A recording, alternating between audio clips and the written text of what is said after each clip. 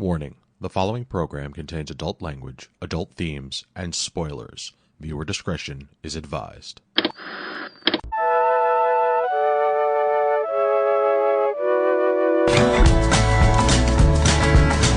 Good evening, and welcome to this week's episode of This Week's Episode. It is the week of January 4th, 2023. This is episode 260, and I'm your host, Kris Randazzo. Joining me tonight is Smasher of Matt Murdock's Karen Randazzo. Do you really want it? Do you really want to taste me? And sitting in for Evan and Angie, joining us from Geekades Movie Podcast, a theater near you, professional Rancor Wrangler, Paul Giroux. Hey, Karen. Hey, Paul. Karen, guess what? What, Paul? Chicken butt. Guess why? I don't know why. Chicken thigh. Guess where? I don't Chicken hair. Guess when? know. When? Chicken head. Guess who? I don't know. Chicken poo. Guess how? Okay. Nobody knows know. how. It's a secret, and no one's ever going to know the answer. Thank you. What's funny about that is that whenever my children say to me, guess what? I say chicken butt, and therefore they have never, found that funny. you told me I could say whatever I want, and I did. You sure did. You said all of the things. You used your time wisely, and Yeah. I approve. I prepared. Tonight, we're holding off on our regularly scheduled programming to instead bring you a special 2022 year in review episode. What shows did we love most this year? Let's find out. But first, how are you all doing? Well, as Paul and I were just discussing, we're living in a space of our children being home 24/7 and experiencing the change in routine that brings. Yeah, it's like a preview of summer vacation. Send me back to work. Send me back. Honestly, I'm not quite there yet, but I feel differently about my job than you do, I think. I think it's especially painful. It wouldn't be this debilitatingly painful for me if I didn't have some residual anxiety and PTSD from the year that we spent inside, just me and him, where he would go to school on his computer and I would go to work on my computer. This week where, he can't seem to escape screens, and I am like, all right, if I just have to be held hostage with you while you do nothing, it's bringing back some bad juju for me. So that's why I'm I feel you, man. I feel you. Let it be 2023. 2023. Come on. Well, the good news is by the time people are listening to this, it already is. That's right. It's already 2023. And unfortunately, we had to kick this year off without Evan and Angie. They are going through some magical, life-altering experiences. They're attempting to buy a house. So, Cross all your fingers and toes that's all said and done by the time you hear they this. survive the experience, because as Paul and Karen and I can all attest, buying a house is not very easy or all that fun, ultimately. Nor is home ownership, as we were discussing with Greg last night. That is also true. Home ownership is it's better than renting. At least in my position, I would say overall better than renting, but it's certainly has its ups and downs. So, filling in for Evan and Angie, we have brought my best friend, Paul, onto the show to join us and talk about our favorite TV shows. Thank you so much for having me, guys. This is great. If there's one thing that I love talking about almost as much as movies, it's TV shows. I appreciate you having me on your Bumper in Berlin podcast. All bumper, all the time. So, we're kind of doing this by the seat of our pants. I just found out yesterday that Evan and Angie weren't going to be able to make the show. So I kind of did a quick script rewrite, and basically I think the way we should do this is just kind of, we'll all name a show that we loved this year, talk about it for a minute, and converse, as it were, and we'll all take turns, and probably aim for I don't know, let's aim for around 6 per person. We'll do 3 each to start. We'll take a break, come back, and do 3 more. That sound fun? That's good because I was trying to get it down to 5 and I couldn't. Okay, good. I hope you all have more than that because I'm sure there's going to be crossover on our lists. Yeah, yeah. I had like a million shows. Like I had like over 20 shows, and I narrowed it down to 6. So I'm pretty proud of myself, and I think you guys should be proud of me too. I'm damn proud of you, sir. Well, Paul, you're our guest, so why don't you go first?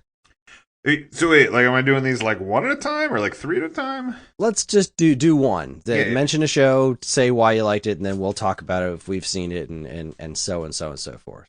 All right, Yeah, fair and tell enough. us a little bit about it in case we haven't seen it, or in Sure, case sure. some of our fair listeners haven't either. Well, I guarantee this first one you've seen. Like I said, I was pretty proud of myself. I narrowed it down to 6. I managed to get like 2 comedies, 2 dramas, and then 2. I'm gonna call them like superhero-y, action-y, comic-based kind of things. Which I don't mean for that to be a genre, but I guess it kind of is nowadays. So I kind of skipped over the things that I think are gonna be the big hitters, that other people might circle on, like all the Marvel things and the Star Wars things and stuff like that. I'm sure that's going to show up somewhere on the list. But this particular comic book property, I couldn't not put on my list because I liked it too much. I just thought it was amazing, which was Peacemaker on HBO. Well, that was on my list too.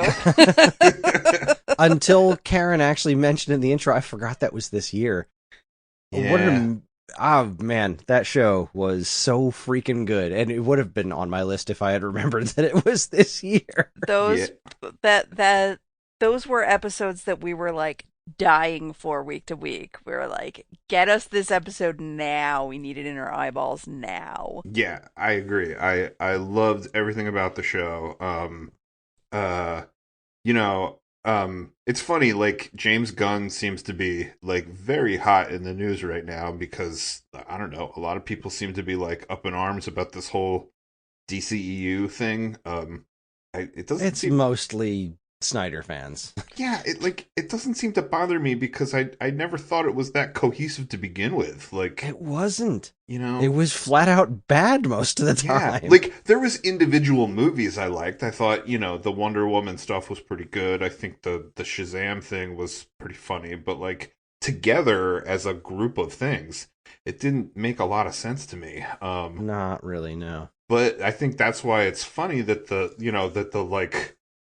edgier stuff, the Harlequin stuff and the Suicide Squad stuff was the stuff that like was the breakout hit. So like, of course you're gonna lean into him, and yeah, the Peacemaker show was amazing, and I think it was like what he does best. Like the same reason I fell in love with Guardians of the Galaxy, which is like I had never heard of these superheroes before, and I'm like, am I really going to invest in a thing with a talking raccoon and a living tree and all this stuff like that? And then like, damn if it wasn't one of the best things, and that he infuses so much heart into it, and then there I am, listening to that Cat Stevens song, bawling my eyes out, watching God, these. yeah, at the end of Guardians 2. Yeah, and I think everything I love about what he does is what was in Peacemaker, because like I think he zeroed in on like a lot of characters that would be sort of that would recede into the background and sort of shined a light on them, and like it was sort of a diverse group of people, which I loved. And then like all these like weird nobodies who you would almost leave out of comic books, like Judo Master and White Dragon and Vigilante and stuff. Like he manages to find the threads with all these things that are common in other stories and weave them together into one thing. And like, is it accurate to the comic book? Probably not, but like that's the whole thing with these comic books is like, somebody comes in and writes their version of it, and that's, their story that they're telling. And like I think he was a master at that, and the Peacemaker show was what was successful about, his whole way of things. So that was top of my list, and that was like the first one I had to talk about. Yeah, there were so many things that were unexpected in it for me too, like the whole plot of the bugs and like then they had to go like find the mother bug hive and like blow it up. I don't know the source material at all. I don't know if this is faithful to it or not, but like I didn't see any of that coming. And the other great thing about it is I like vulgar humor.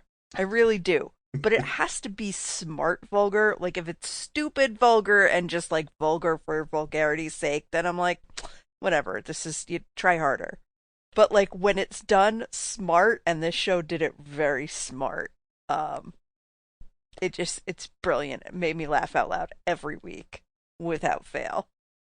I was kind of reluctant on this one to begin with because I didn't love his character in the Suicide Squad. Like, not that I thought he was bad. I just like, really, they made a show out of that? Yeah. Do I really want to see a show about like more of Peacemaker? Like, what's this even going to be like? But in James Gunn, I trust. And then, like, by the time I'd finished watching the credit sequence for the first time, I was like, "Yep, yeah, I am 100% sold on this show. It's a freaking masterpiece." But I can't even put into words how much I loved it. We were really just aching for this one week after week because it is so flippin' good.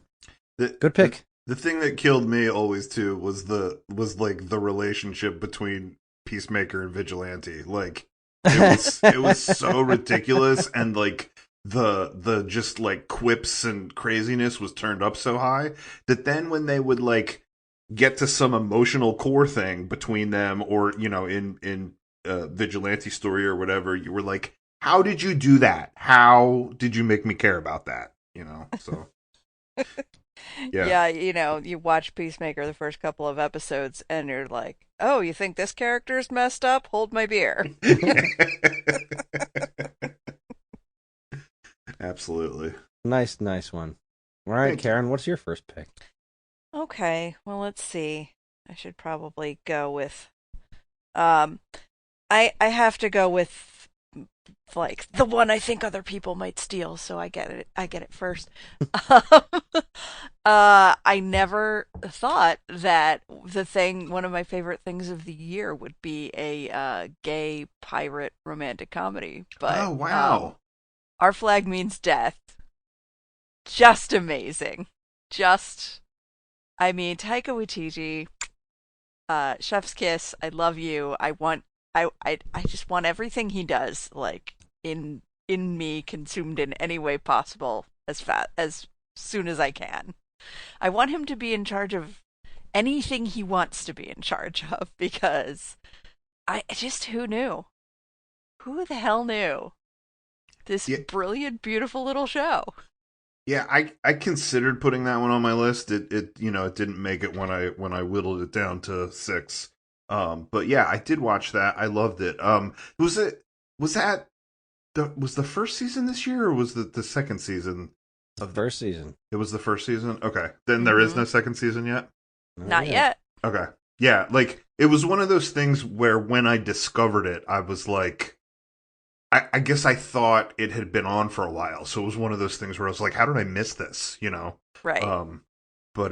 Yeah, that show was cool, and also, like, unexpected the way that it unfolded, you know? Like, I think that you were sort of invested in other stories first before you kind of zeroed in on the relationship between the two of them.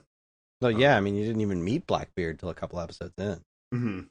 Yeah, I feel like it had about 3 turns in the course of the season where you're like, thought it was going one way, and then surprise, we're gonna zag when you thought we were gonna zig. And all the performers were amazing. You know, even what's her face, Leslie Jones, who I'm not typically a huge fan of. She was great as Spanish Jackie. Fred Armisen, again, I can take or leave. He was great. What was his thing that made you laugh so hard? You just got Titanic balls. Yeah, the man can put together a show. That's all I can say. I really loved that episode where they like they did that really elaborately staged thing to fake his death. The fuckery. Oh yeah, the fuckery. That's some fuckery. Oh yes, then Steed's death. Oh, he may have survived that.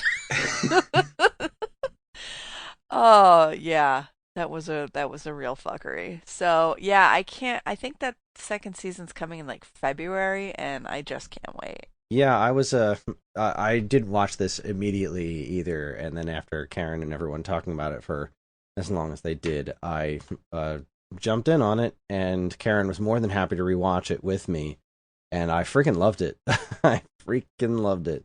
It was I was surprised by it consistently because I didn't really know. It wasn't the show that I expected it to be, and it was a great twist for me. It was I didn't expect it to be.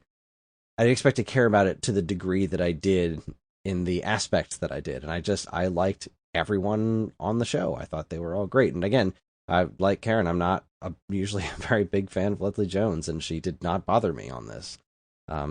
I thought it was masterful. I won't go as far as to say that I want Taika Waititi to do everything forever, because Thor: Love and Thunder was good, but not as good as it should have been. But outside of that, yeah, this show was just a freaking top notch. Loved it to death. I gotta tell you, I think he's stronger when there's other voices in the room that are contributing their artistic sensibilities and Exactly. sort of reining it in a little bit, which I think is what you're getting with that show, you know, because I think a lot of the humor is oh, help me out, what's his name? Reese, yeah, the guy that plays Steed. Murray. It's not Murray, but I know what you. It's Murray from Flight of Conchords. Yeah. Right. Murray. But yeah, like Taika, like what do you call it? Thor Ragnarok, I think, is one of the best MCU Oh my movies. god, absolutely. But he directed that. He didn't write it. You know, like Yeah. Thor: Love and Thunder. Bruce Darby. Yeah, they the Thor: Love and Thunder. They gave him the whole reins, and then you see what happens when he's allowed to bounce off the walls with nobody checking him. You know. Yeah, like it was still good, but it could have been better. And but that's a podcast for a different podcast. This show was. If you see like behind the scenes stuff with Taika Waititi, you can tell he's like just the biggest child. And you know, having the most fun of anybody in the room. And I do think you're right. He does need other people to help make the best that he can be.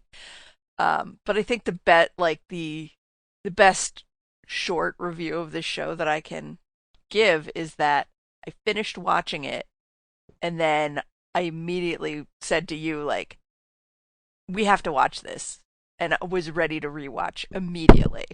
I don't need any time to pass. I don't care that I already know everything that's going to happen. I want to see it again immediately. And I've done at least one or two rewatches since I rewatched it with you. So right. yeah, that's my first pick. Our Flag Means Nice. Death. Solid first pick. Thank you, sir. Yeah. All right. Well, this is tough, but I think I am going to throw my hat at, because I feel like somebody else is going to take it. Nah, heck with it. I'll just go a little. I'll go this one. Nobody else is going to take this one. I will say my first pick for a show that I genuinely enjoyed so very much this year was season 1 of Star Trek: Strange New Worlds. I freaking loved this show. I loved Star Trek as a kid. I used to watch Next Generation with my dad, and we watched all of Deep Space Nine, which I thought was so interesting even as a kid. And I would really like to revisit it as an adult, because I know there's a lot of complex stuff in that show that probably went way over my head. But I haven't been much into Star Trek TV for a very, very long time, because I live with Karen, and Karen's never been all that interested in watching Star Trek TV. And there hasn't been a ton of it.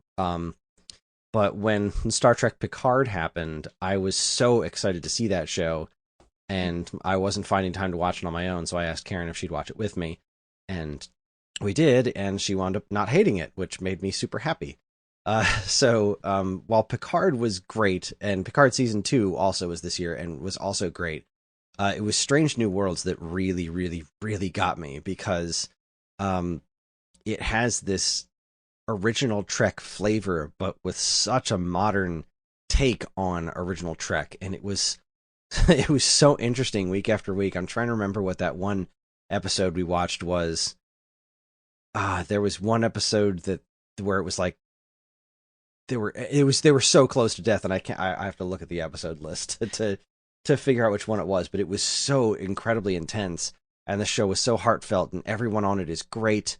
It was everything a Star Trek show needed to be, everything I would ever want from a modern Star Trek show. It was great, and like in conjunction with discovering Star Trek Lower Decks, which is absolutely hysterical and a wonderful show that's in its third season. It's an animated comedy Star Trek show, and then Picard being a way more, I don't know, adult or mature is the right word for it, but it's a much grittier, kind of not super Star Trek-y Star Trek show. Just kind of like expanding the horizons of what a Star Trek thing can be. And then to have Strange New Worlds just like land perfectly with like a perfect casting of a young Spock. Captain Pike was just magnificent and charming. The visual effects were all great. The stories were all great. It was just a wonderful show that I loved to death. I unfortunately don't have a lot I can contribute to this. I have a healthy respect for Star Trek. I've seen more of the movies than the TV. Like, I think it started when I don't know, it was like in 7th grade, they didn't want to teach us science, and they rolled in a cart, and we watched the Star Trek movie where they saved the whales. Remember that one? Yeah. My favorite one, yes. Yeah. So I think like because I watched that movie, I was like, oh, what are some of the other, and I watched, I watched oh, help me out here, Search for Spock, the one before that with Khan. Khan, thank you, Wrath of Khan, so then like that set me up to understand some of the newer ones where they turned the stories of the older ones on its head, the Into Darkness and stuff like that, and I thoroughly enjoyed them. But the television is sort of like the big hole in my knowledge, and I've watched some of the classic episodes or the things I needed to know to understand Wrath of Khan, like that Khan episode, but like I haven't sat down and watched Star Trek. I haven't trekked my way through it, as it were. So well done.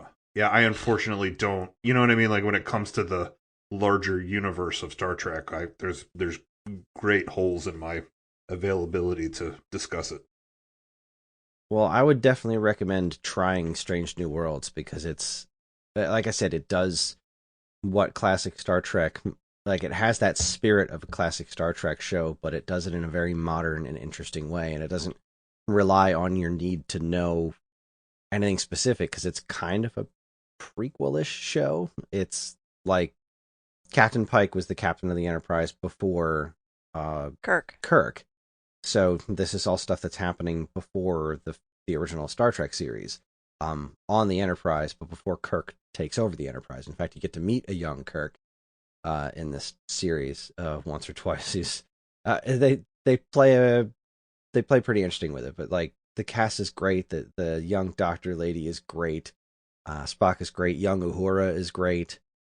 I just love the heck out of this show. I think the episode I was thinking of was called Memento Mori, I think is what it was. There was just some sort of really like super intense global, not universal, like death situation on its way. I wish I could remember which one it was. I'd have to rewatch the season. Oh no. I feel like it was early in the season, and at the end of it, I was like, is Star Trek always this intense? Yeah, it was. That's why I think it was either Memento Mori or Ghosts of Illyria. But yeah, this show really knocked my socks off, and I can't wait for season 2, which is apparently going to have a crossover with Lower Decks, which I cannot freaking wait for. I've I liked the show as well. It was on my list, but I knew it was never going to make the cut. But I think the best thing that I can say for it is as a non-Star Trek person or a casual Star Trek person, I really liked it. It got me to like want to watch Star Trek every week. So, well done, show. Nice. Yay. All right, back to you, Paul. All right, I think we're about to hit a couple on my list that I don't think are going to be on anyone else's list, but we'll see. So my next one is it's on Peacock. It's on the streaming service Peacock, and it's called Killing It. Either of you know this show? Have not heard of it. No. Okay. This show kind of sucked me in when I saw the trailer for it. It stars Craig Robinson, who I like. I think he's funny. Subsequently, he plays a character on the show named Craig, so, because that's not a stretch. But anyway, and then the other main character on the show is actually in Our Flag Means Death. The Australian woman that played Steed's wife. Oh, yeah. I don't know her name, but I love her. I don't know her name either, but she's hilarious in this show. So kind of the setup is both of them are kind of like down on their luck, hard times. Craig Robinson meets her because she's a like an Uber driver, and like she's also doing other internet things to make ends meet. She's like a TaskRabbit, and she's got a billboard that she like drags around behind her car and all this other stuff, right? So like he sort of meets this insane woman and like learns of all the things she's doing to to make ends meet. And one of the things that she does is the state of Florida pays you money by the pound for any python that you kill and bring in, because they have a like an overcrowding, population problem with pythons in the Everglades. So they sort of entered this competition together, where they're trying to bring in the most pythons and the biggest pythons, and like the winning team gets like $10,000. So they team up and they're trying to do this like python killing, and then it springboards into like other crazy things that happen. Hilarity ensues, and then ultimately like it's them witnessing a crime and then like trying to like get out of that whole thing. So the show ended up being really funny. It goes to some crazy places that you would not expect. And it's I think it's largely like Craig Robinson and that woman that like that make it so fun and interesting and cool to watch. So I guess neither of you will have much to say about it, but you should check out Killing It. It's a funny show. Well, it sounds great. Claudia O'Doherty is her name that I just looked up. Peacock is a real interesting place. It surprises me. There are shows from there that I just love. One of which is Girls Five Eva, Okay. which is the girl band reunion show. That's hysterical, and we watched an episode of that for this podcast sometime this year, and Angie was so mad because she was like, I don't like this concept. I don't think I'm gonna like the show. And then, it was very fresh and original and kind of, feminist take on the subject, and she really liked it. So, and then there was that other show, We Are Lady Parts. Yeah. Yes, I watched that. That show was great. Yeah. Which I don't. Go I was ahead. actually going to say that when Karen, when you brought up the other show, I was like, I was going to say, if you haven't watched it, watch We Are Lady Parts. Yes, I loved it very much, and it's not originally a Peacock thing. I think they bought it from somewhere in England, but still, Peacock is like a place where I think if you're looking for like just weird, offbeat, funny stuff, like you might want to check it out. So, based on liking those two other shows, maybe I will give this Killing It show a shot. Nice. Yeah, I gotta say, how long is it? Is it a half-hour comedy? Over. Yeah, it's a half-hour comedy. Perfect. We're always happy to have half-hour comedies in our life. Yeah, we still have We still have the rest of season 3 of Lower Decks to get through, and we wanted to continue watching Harley Quinn as well, but wouldn't mind throwing a live action something in there to break up our cartoons. Awesome. Yeah, let me just check. I'm 90% certain it's a half-hour comedy. Yeah, and it's... Oh, I thought there was... It's more than 6 or 8 episodes. It's 10 episodes total. So, it's not bad. Nice and short. Yeah. Cool. That's All right, the way Karen, we what like is it. your next pick? My next one is going to be something that I doubt either of you boys will pick, but it needs to be talked about because it's like one of my favorite things of the year. And another gay romantic comedy. Um, Heartstopper is just this most adorable little romantic comedy about these two teen boys, one of whom came out or was outed at school like the year before the show starts and was bullied for it and just kind of had a terrible life, had this other boy that he was like hooking up with in secret, but the other boy wasn't ready to come out and he was being really like nasty and abusive about it. And so as the show starts, like our hero Charlie, he like breaks up with this dude and makes friends with this other kid Nick, who appears as straight can be, and like over the course of the show he figures out that he's bi, and they go from being friends to being boyfriends, and it is just the sweetest, most adorable thing. It's based on a series of graphic novels by Alice Oseman. The first season covers like I think the first 2 books. It is just so sweet, so heartwarming, covers a lot of issues that like younger, I think Gen Z type people are very prevalent in their lives, and I think older people like us, elder millennials and Gen X people, helps them kind of understand the struggles that like we're all very accepting of, but this is not anything that this is another level of the LGBTQ experience that we didn't deal with as much. So I really like how how much it just brings into the conversation.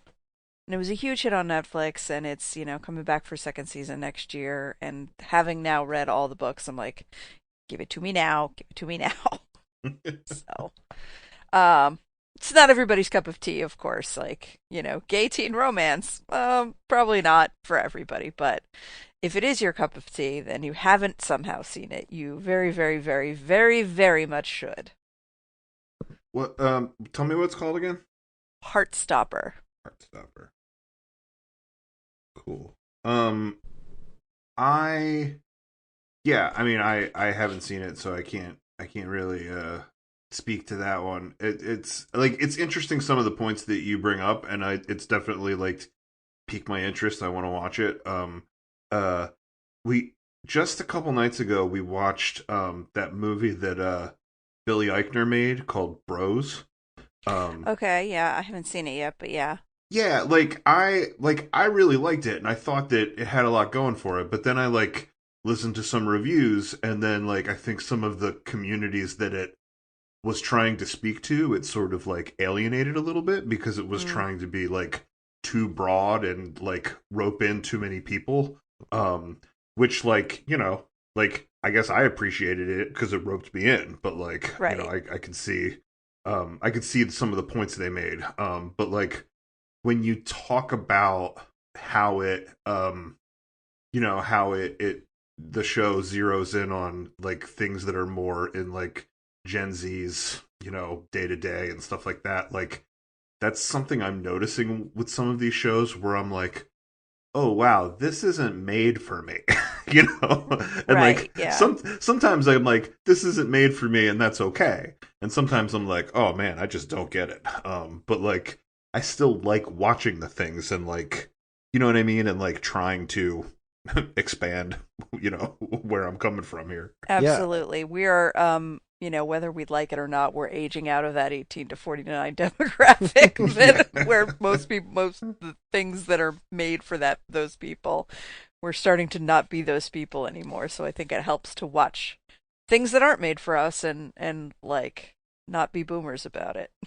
There's a show on also I think on Peacock called it's like Mr. Mayor or something like that. Yes. Yeah.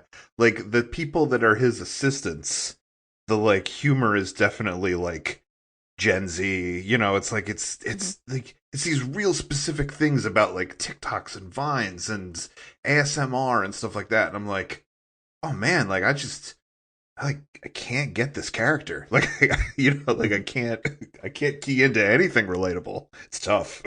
Well, I don't know anything about this show. I don't even think I've ever heard you talk about it. So it definitely doesn't sound like it's for me, but I mean, I understand what you're saying about the whole, like, we're aging out of that demographic. I felt that way a bunch of times while watching Ms. Marvel this year, which I loved. I thought it was great, but there was like a lot of times watching it like, this is really not aimed at me. I mean, that's great. It's just not great for me. Yeah. I'm selfishly feeling a bit old, but that's cool. Sounds like a neat show. Well, I guess I will go next, and I'm going to go with, I mean, there's one really obvious one that I'm going to pick, but I think I'll just save that for last.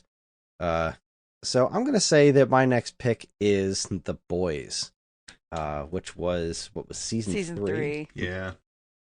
I freaking love this show so much. It's really brutal, and it's almost, you got to wonder, like, how long are they going to be able to keep it up, and still be as quality as it is. But the and whole is shocking, Right. Yeah, like the first scene of the season was really something special. Was that the like sex party they were at? The shrinking guy who God. accidentally enlarged. Man. That was really brutal. That was something else entirely. But I mean, what was his name? What was Jensen Ackles' character? The not Soldier Captain Boy. America, Soldier Boy. Oh, okay. Yeah. What a fun plot that was. And the fact that the crazy Nazi lady was technically still, like, she was still alive and like in a coma, and God, everything with Homelander, like at the end where Homelander just comes out and says everything that's on his mind, and then people start cheering him.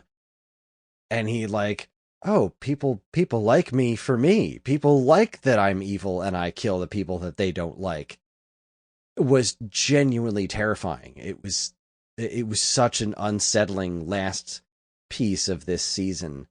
It was just a top-notch season all around, and the show continues to be entertaining and shocking and hilarious and heartfelt and just everything that I would want out of a TV show that I will never show my children. Yeah, totally. It was very interesting watching this at the same time as Lower Decks season 1 and different sides of Jack Quaid.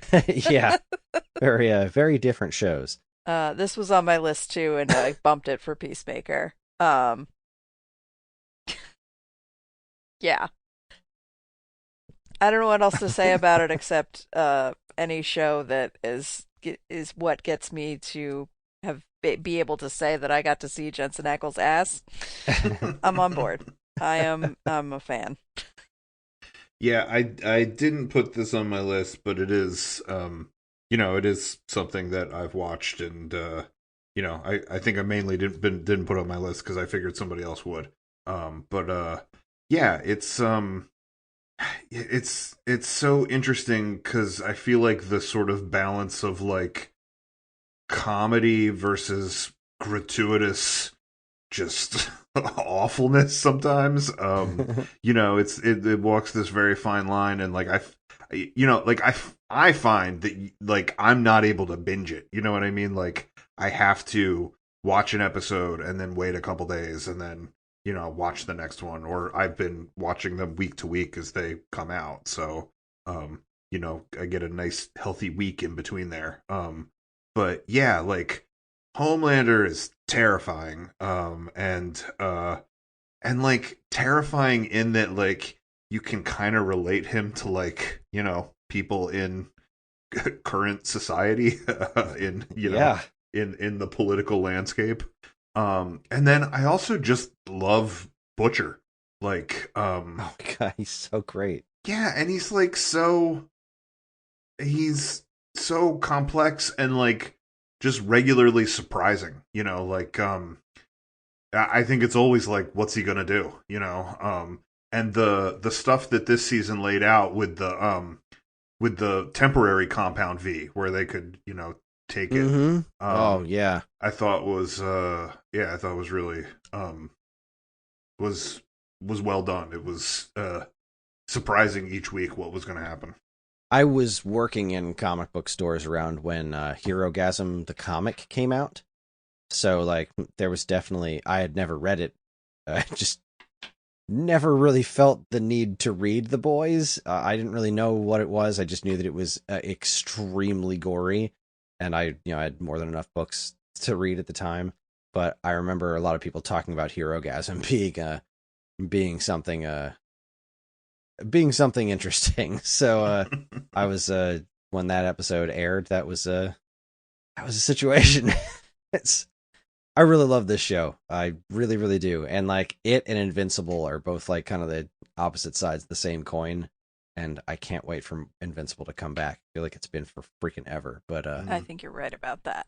Yeah. The other fun thing about watching this season was watching like the fandom on Twitter and the portion of the fandom that did not understand that Homelander was not the hero. Oh my God, there's so them many. Slowly realizing that the show didn't think Homelander was the hero. Oh, I didn't even know that. Good God. Oh my God, it yeah. was so funny. There's a definite contingent of right-wing nut jobs who were We're just taking Homelander completely unironically. oh wait, Wow. this show's going down the toilet. They're making Homelander into the bad guy.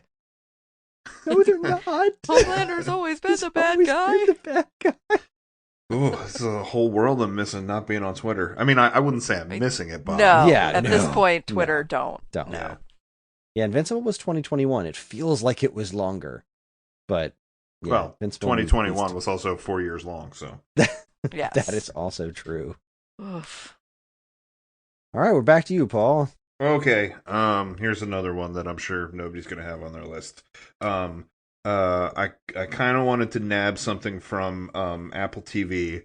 I almost put on this show called Shining Girls that Sherry and I watched together because she likes Elizabeth Moss and Handmaid's Tale, and I like, weird murder stuff and paranormal things, and it merged both of those things. So we both watched that, and that was a cool show. But I opted for that not to be the one I put on, and I put on the one that I'm watching by myself, which is called Slow Horses. Am I alone on this one? You are. Okay. Never even heard of it. Okay, Slow Horses is a spy show. So it's a little bit dense because it's like most spy things are dense, but like, I just have to like pay attention really hard and remember like who's on what mission and what's happening and all that stuff. But it takes place in Great Britain. It's MI5, and the characters that you're following don't actually work in the main building of MI5. They work in this like shitty little office building in the middle of nowhere called Slough House. And they are the group that is referred to as the Slow Horses. So they're the fuck ups that got put there because like they boned a mission, or they like, they turned over sensitive information, or like something that they weren't supposed to. So like they can't be fired because they're sort of part of the intelligence community and it's like a sensitive thing, but like they kind of put them there to like stall out the rest of their career. And Gary Oldman is the guy that runs Slough House. His character's name is Jackson Lamb. And first of all, I would watch Gary Oldman read the phone book if that was a show, right? Like if like that was a show, I'd be like, point me towards that show, right? But what you come to find out about this character that Gary Oldman plays is like he's not there because he's a fuck up. He's there because he's pissed people off, and he's really fucking good at what he does. Oh. So like you can tell that he really doesn't want his team to like help MI5 at all. But when like something comes up that he knows that they can uncover, like he kind of like rides everybody hard and is like, all right, this is what we're doing or whatever. And he's such a fucking prick. It's like he's so fun to watch. Like he'll just like walk into a room and like fart at somebody, or like there's this one episode where like they he like there was this person that was sort of paid by this other group to say that she hit this guy with a car or whatever, like it was one of his people. And he like gets this information out of her and she's like, all right, you're gonna protect me, right? Like you said I'd get protection. And he's like, oh yeah, call this number and ask for number 5. And he basically like gave her the card for the place where he orders noodles from and like says like call number like order number 5 for me. Like he's a complete prick bastard, but he's like really good at what he does. And this is the second season that they're in. So I'm sort of halfway through the second season. It's still airing, but yeah, I'm super into this show mainly because of the character that Gary Oldman plays. Yeah, I like Gary Oldman. Never heard of this show at all, but sounds interesting. Yeah, He's a talented dude, and I love anything like British and spycraft, so it reminded me of another show that I may mention later, so I'll keep that one in my pocket for now.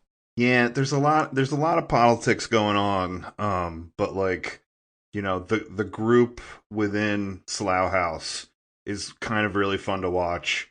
Mainly because like they're fuck ups, but they all sort of have like a strong suit too.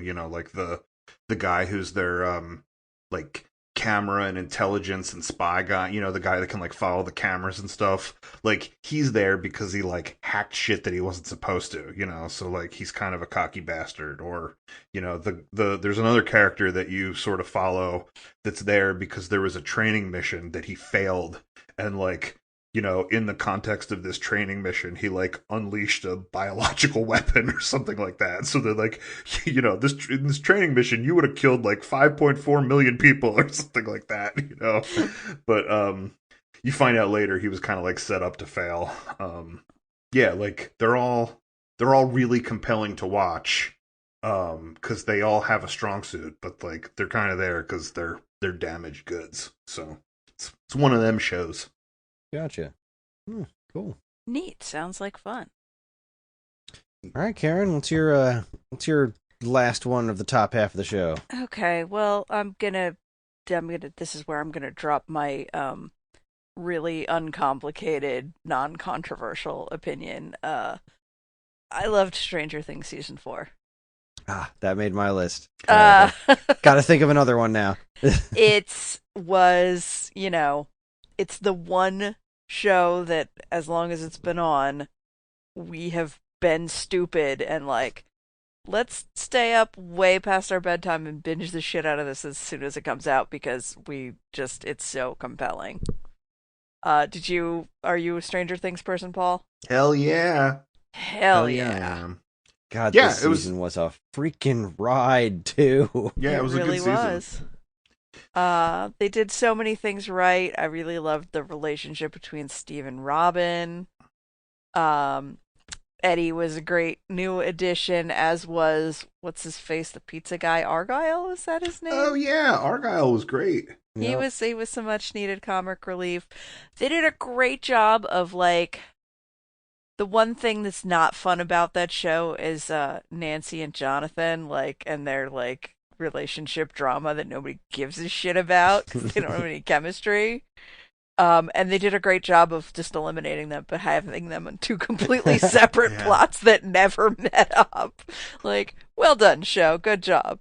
Yeah, I And- like both those characters. I just don't like them together. Are they like are they trying to like bring Steve in as like the other guy now? You know what I I mean? think that's what they're getting at. Yeah. Yeah. I think where they'll be heading with them in the last season is like Steve wasn't, the person that Nancy needed when in the beginning of the show, but over the course of the show, he's becoming the person that she needs. Mm-hmm. Well, from my understanding, Steve was meant to be the villain in the first season, and people just liked him so much that, they sort of changed course with him in season 2, and they brought in that Billy character to like fill the role that they wanted Steve. Yeah. And I'm glad they did, because that kid's awesome. Yeah. Yeah, Joe Keery. Give him all the parts. Love that dude. And the whole Russia plot. Like, the whole, oh my God. Every time they got to that, I was like, yes, thank you. The Murray flying to Russia and I'm a big fan of Murray. Like, Murray's fantastic. He's the unsung hero. Joyce kicked ass. Obviously, Hopper did too. It was like really satisfying to get him back, and in such a I don't know, emotionally satisfying way. I liked that Game of Thrones guy, the many-faced guy who was with Hopper the whole time in the Russian prison. Yeah, the other Russian convict. Yeah, I don't know his name, but he was awesome. I forgot he was on Game of Thrones. I was like, what the fuck are you talking about? Yeah, I this was going to be my second to last pick. I was so excited the whole freaking time. That wait for the last episode was freaking killer. It was just, it was super rough. Give it to me now. And everything with 11 and the institution and her backstory with number 1, and I really loved the way they developed that whole thing of like this dude who was a fellow patient in that place with her ended up becoming this like monster from another dimension because of what they did to him. I also gotta say, it was like a little bit weird too, the way they laid out the season, how like most of it came out and then like a month later, I think like the last 2 episodes came out.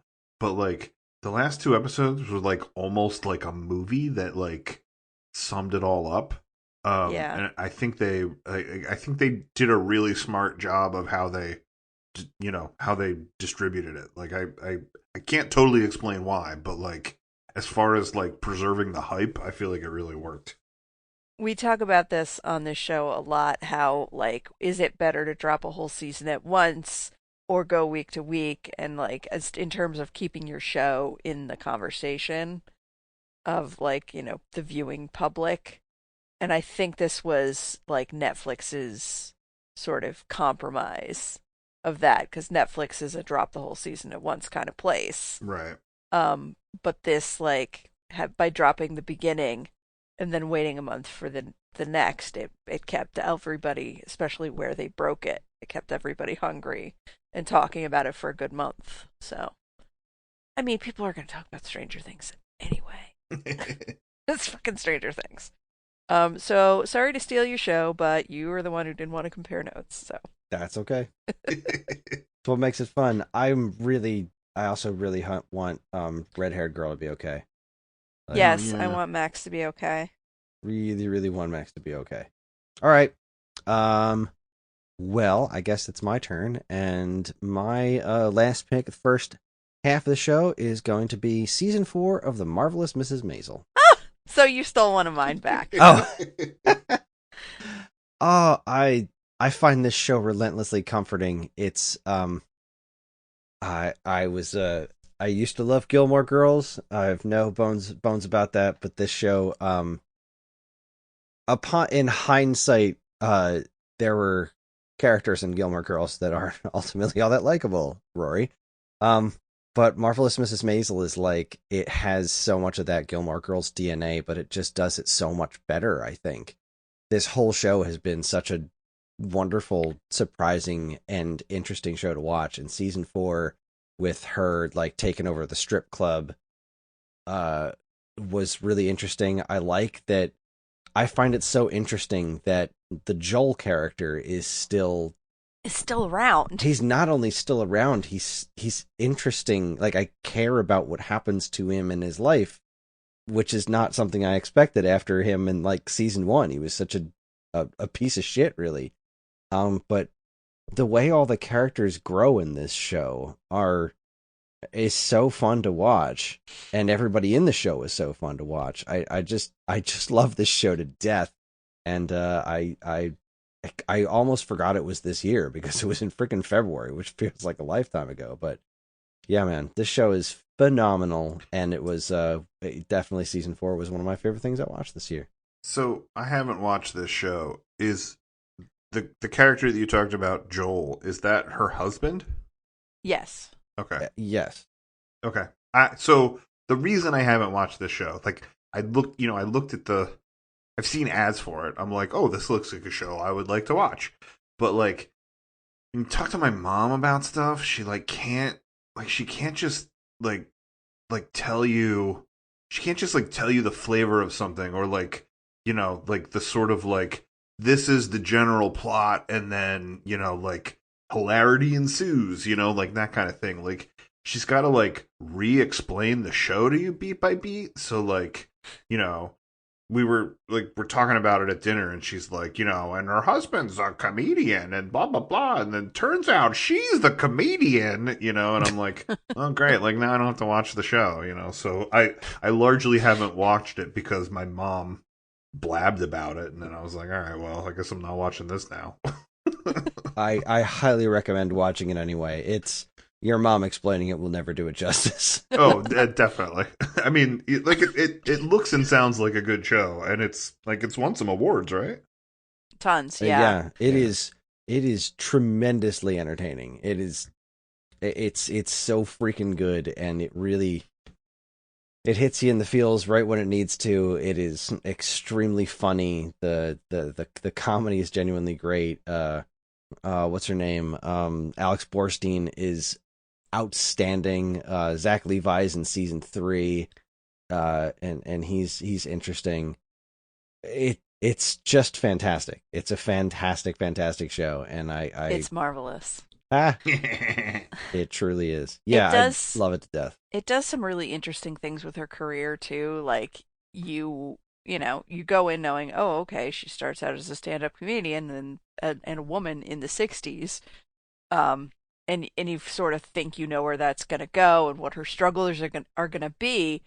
And it goes over the course of the season, and like, you're like, okay, well, she's getting to a certain level, and like, I guess it's just going to keep going from there. And then something happens to change the course of where her career is going that you didn't see coming. And it's great that it does that.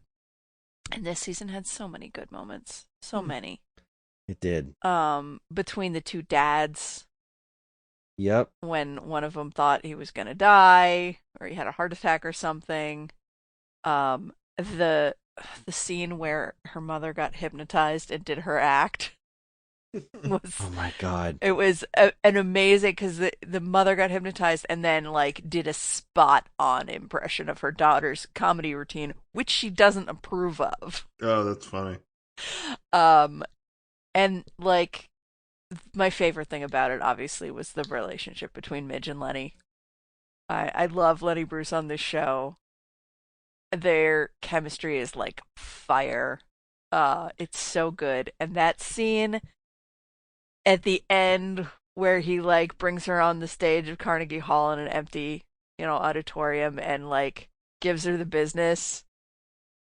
Oh, I rewatched that scene so many times because it just hits me like, I can't even say it hits me in the feels because that's too cliche and not deep enough for how I feel about that scene. Yeah, it's like a full body smack to the face, and you're 100% right. Like, they use the character of Lenny Bruce very sparingly in this show, and they use him just enough.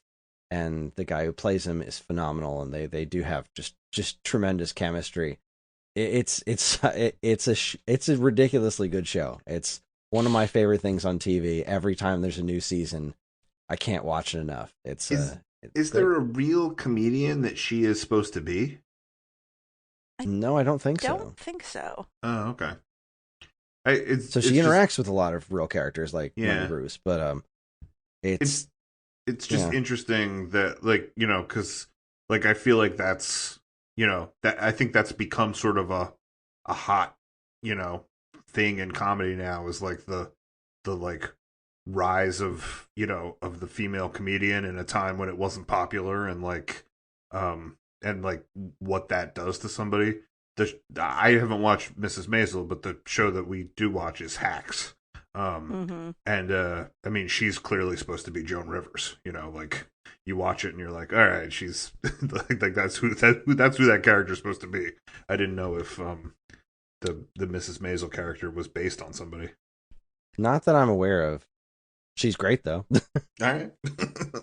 Yeah. Highest recommendation. All right, and with that, we are going to take ourselves a quick break. When we come back, we're going to talk about our top threes. I mean, we're not necessarily ranking these. I'm just, you know.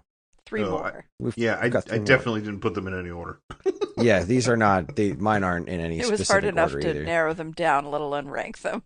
Although I will say that my last one is going to be extremely predictable, but also, you know, probably my favorite of the year as well. So anyway, you are listening to this week's episode from Geekade.com. Stick around.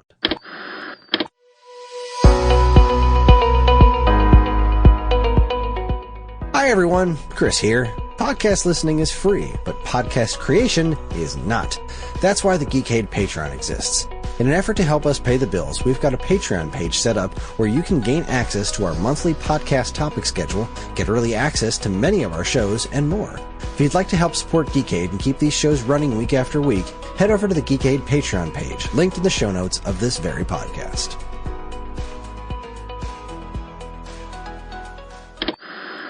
And now, here's a quick look at some of the other original content available now from our partners and Geekade.com.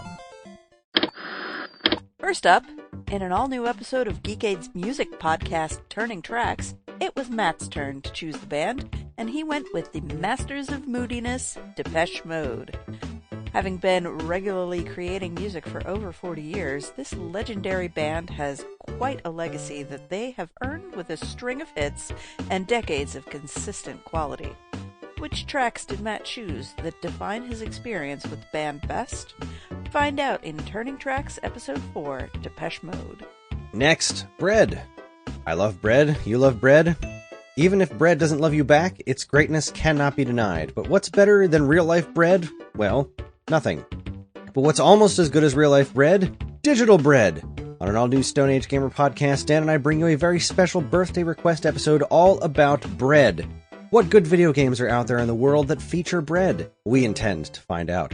Plus, car troubles abound, elec head impressions, how to botch installing a Super NES into a new shell, and more. Be sure to catch the Stone Age Gamer podcast episode 442, Bubble Bobble Batman Bread. Happy birthday, Ferg. Kwansu, dudes.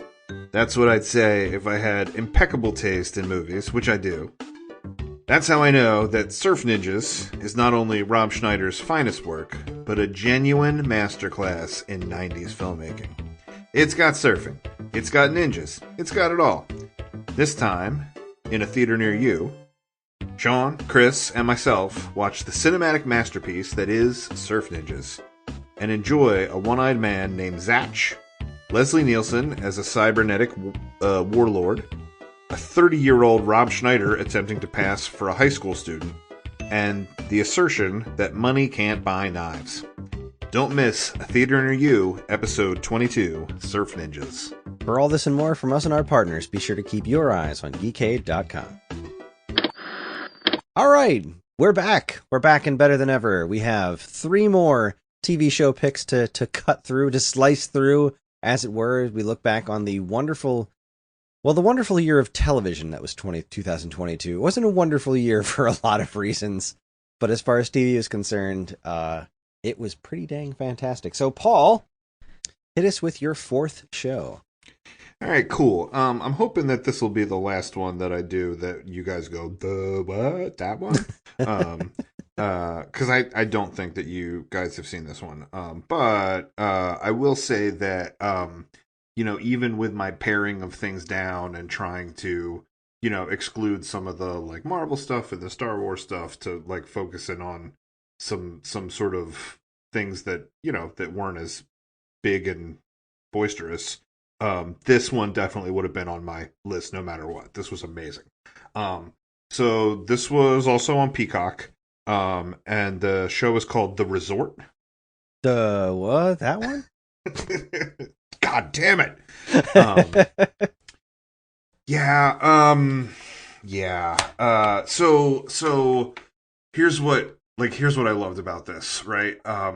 It I think harkened a little bit to like stuff that you loved about Lost. It was like that kind of mysterious stuff, that kind of like cliffhangers where you're like, "Ooh, I can't wait to see the next one." What was it called again? It's called The Resort. The Resort. Yeah. So like with Lost, you used to watch one of those episodes and there would be a cliffhanger and then you would be like, I can't wait to see what happens next. And then next week when it came on, it would focus on a completely different character. And like the friggin' cliffhanger that you were waiting for, you wouldn't get back to like 3 weeks, and like by that time you were like, what was happening? This show, I feel like it was like 8 or 10 episodes. I can't remember, but it was like it drove it forward. Like it was straightforward. And it was cliffhangers on each one, and it was something I couldn't wait to watch each week. So it's two people, a married couple that go to this resort, and it's sort of like their marriage is in trouble. They're trying to rekindle things. And one of them, you're going to know the actor because he's in that show that you all watch and that I don't watch called The Good Place. African-American guy with short hair. Name is not coming to me, but yes. Okay. So that guy is one of the characters, and I don't know actually the woman who's the other character, but they're both amazing. She finds a cell phone that's like old cell phone in the jungle when they're out like dirt biking or like some activity that they're doing together, which you do at a resort. So she finds this old cell phone, and then she sort of becomes like enthralled in the mystery of this, like what is this cell phone? And she like gets the SIM card out and puts it in a different phone and is like able to like crack what it is. And it belonged to someone that went missing there 10 years before. And they find out that there was 2 people, a young man and a young woman that went missing there 10 years earlier, right before this giant hurricane hit the island. And then after the hurricane hit the island, a naked body washed up on shore. Not either of these 2 people, but they think was related to them being missing. So it like sort of starts this whole mystery, and then the show gets told kind of like Lost, where it's like half of it is current what's happening with them looking into this mystery, and then the next group of scenes will be flashbacks where the 2 people who went missing, you're seeing their story. And you're watching this sort of up until these stories collide. And there's some paranormal things, there's some crazy things, but like this thing kept me on the edge of my seat week to week. And you should watch it because I said so. Wow. It sounds really cool. Yeah, I've never heard of it, but that certainly sounds interesting to me. His name is William Jackson Harper. The male star that you mentioned from The Good Place. Yeah, I don't know The Good Place, but I know everybody loves it. It's really good, Paul. I know. It says so in the name. It's one of those things that Sherry watched without me, so like now I will be forever behind on such a thing. Wah wah. It is an extremely satisfying show that concludes and everything, which is, a rarity. Not super common, yeah. It doesn't overstay its welcome. It just tells the story that it needs to tell. It does extremely well, and then it ends. And I love it when TV shows do that. All right, I guess I'm next. You are next. And I'm going to go with the last of my original picks that were not stolen.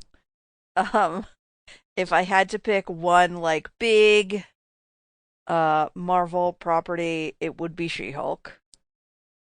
Excellent pick. Yeah. Tatiana Maslany is, we all know, amazing. I hope we all know that.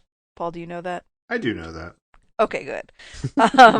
So yeah, she's awesome. She did a great job. The CG was fine, I think, for the most part. I'm not a person who notices those sort of things, but I thought it was Hey, fine. it was fine. Could have been better, but it was not. Obviously, a lot of the things people were complaining about were not really what they were complaining about. You know. I thought it was funny. I thought it was well done. I thought she was great. I thought all the supporting characters were great. I liked that their take on a reluctant superhero story of like somebody who just doesn't even want to, like no interest whatsoever. Um, their version of Matt Murdock is like, thank you, Jesus, for finally bringing back the Charlie Cox Daredevil. But the way they did it was, I don't, as God, I their understand chemistry it, was their ridiculous. chemistry was fantastic. Mhm. Uh, as I understand it, was also closer to the source material in terms of like snarkiness. Um, yeah, it was just very well done. I think the hardest I laughed at anything this year was I know what you're gonna say. Captain America. Fox. Oh, really? That was the thing you laughed at the hardest. The thing I laughed so goddamn hard at that moment. I thought you were gonna say Madison and Wong. That was funny. That didn't hit me as hard as I feel like it hit everybody else. Everybody else thought that was hysterical. And I was like, I thought it yeah, was hysterical. that's a solid gag right there. I liked it. But no, when she just goes back, Captain America, cracked my shit up.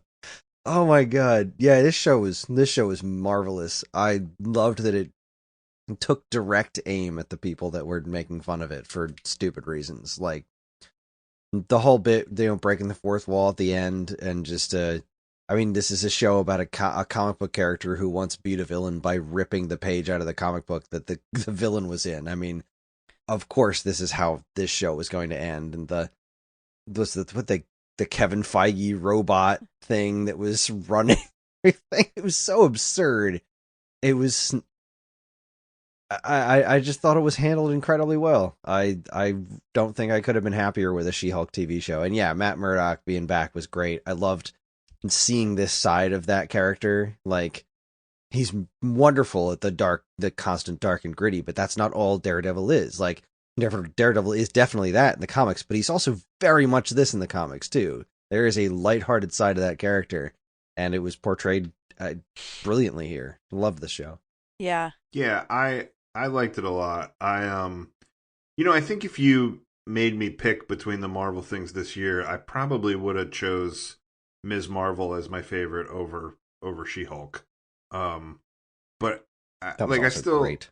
yeah, I mean, like I think it was just yeah, I think it was just sort of the content in Ms. Marvel like I identified with more. But yeah, Miss She-Hulk was awesome. Like you're I, I'm totally on board with what you're saying about how it, like, almost how it anticipated what the backlash would be, and then like worked it into the story. Like it was a little bit amazing. Like considering as a thing that was so meta, like the way it was able to, like, harness that as it went was cool. Mm-hmm. I thought it got off to a slow start. Like the first two seemed so expositional to me, and I was still into it, and it was funny because like there were so many people that were like angry about this me, but I thought the way they started it was smart with the Hulk stuff, because like when you brought in Banner and Abomination and stuff like that, I was like, oh, like now we're starting to also be able to tell some of these Hulk stories that we weren't able to tell because like those movies don't seem to go very well. Mm-hmm. By launching into this TV series. So like I thought that was handled smart, even though those two episodes were a little bit slow. And then once they started getting to the stuff where they were like bringing in those other characters, you know, Wong and you know, Daredevil and stuff like that, I was like, this show's amazing. And then the end with the Kevin Robot and stuff, I think I was just sort of held back by not knowing the comic well enough to know, you know what I mean, like what to expect out of that. It was kind of a wacky ending, but It was but like, extremely wacky. yeah, like all in all, I liked the show a lot. Yeah, a big part of the enjoyment came from watching dudes get mad on the internet about the show. Boy, did they ever. But also from, like, I think it's not a controversial thing to say there are far more male-led superhero things than women-led superhero things. So to get the opportunity for her to say, like, I'm able to control my Hulk powers because I am, like, you know, I'm exposed and have rage inside of me that I have to control all the time because of being a woman in this world. Awesome. Say it louder for the people in the back. Like, we don't get to. I feel like all the women who are listening to this, yes, they know that, and they don't get to say it. And this show got to say it for them, and I appreciated that greatly. Well, and all these weird angry dudes were like, why did she get to be stronger than him immediately? Why doesn't she have to do the things that he has to do? And it's like, because that's not the story, dipshit. Like, we already saw that story. It was called The Incredible Hulk. If you want to see it, like, watch that movie. You know, like, this is, like, we get to expositionally go past this because her story is going to be something different, you know? And I think the way that they were able to do that exposition quickly and tie it into her struggle was brilliant. Like, it was a brilliant move. Yeah, like, the show is called She-Hulk. It's not called Hulk with boobs. Yeah. Yeah, I loved that very, very much. And yeah, the ability of them to just have the foresight of, like, I mean, it's the most obvious thing in the world. Of course, they read Twitter. They know what the fandom looks like. So of course there were going to be those detractors for this show immediately. And the way they wove it into the show, and everyone complaining about it, just like Paul said, everyone complaining about, like, oh, how come she didn't have to? It's just like Rey in Star Wars. Like, well, how come she didn't have to train to earn a blah, blah, blah, blah. It was like, she's a different character. She's a different person. She's not Bruce Banner. Not only that, she got Bruce Banner's blood from, like, years of altering himself and everything. Like, there's a bajillion reasons for this to be different. And shut up. And shut up. Yeah. While you're at it, shut up. Ugh, shut up forever. I mean, if you want to start getting into this Rey Luke, you know, argument, like, I don't know what the argument is, but, like, conceivably, Luke could have trained on Dagobah for, like, 3 weeks or, like, an afternoon. Yeah. You know? Anyway, sorry. Anyway. Yeah, exactly. All right, good pick. Don't get Chris started on Star Wars, or I'm going to bed. My bad. All right, well, my next pick is one of the most recent shows we watched that just floored me week after week, and that was Wednesday. I don't think. Man. Oh, okay. I feel like you didn't like this show. I did not. I loved it. I loved it to death. I found the character to be relentlessly entertaining to watch. My only real complaint with it was I didn't love the rest of the family. I didn't think Pugsley was great. I felt like Catherine Zeta-Jones was really phoning it in. Like, I know that we're stacking them up against friggin' Angelica Houston and Raul Julia, but I was so into the plot of this, and I know it was very Harry Potter, young adult kind of love story back and forth stuff. I didn't really care about that stuff. I just really liked the idea of Wednesday was such a supporting character in the original movies. You know, she had a pretty big role in the second one, but these moments of attempting to put a character that absurd into more real life situations is a hard thing isn't the right word, but more real life-esque situations of like, okay, well, what if this person is forced to deal with a lot of people all the time? Like, what if somebody who is this morose all the time is forced to be put in situations where, like, what is a teenager Wednesday like going to a school and stuff? Like, it was really interesting to watch, and I loved that roommate of hers, the werewolf, the wooden wolf out.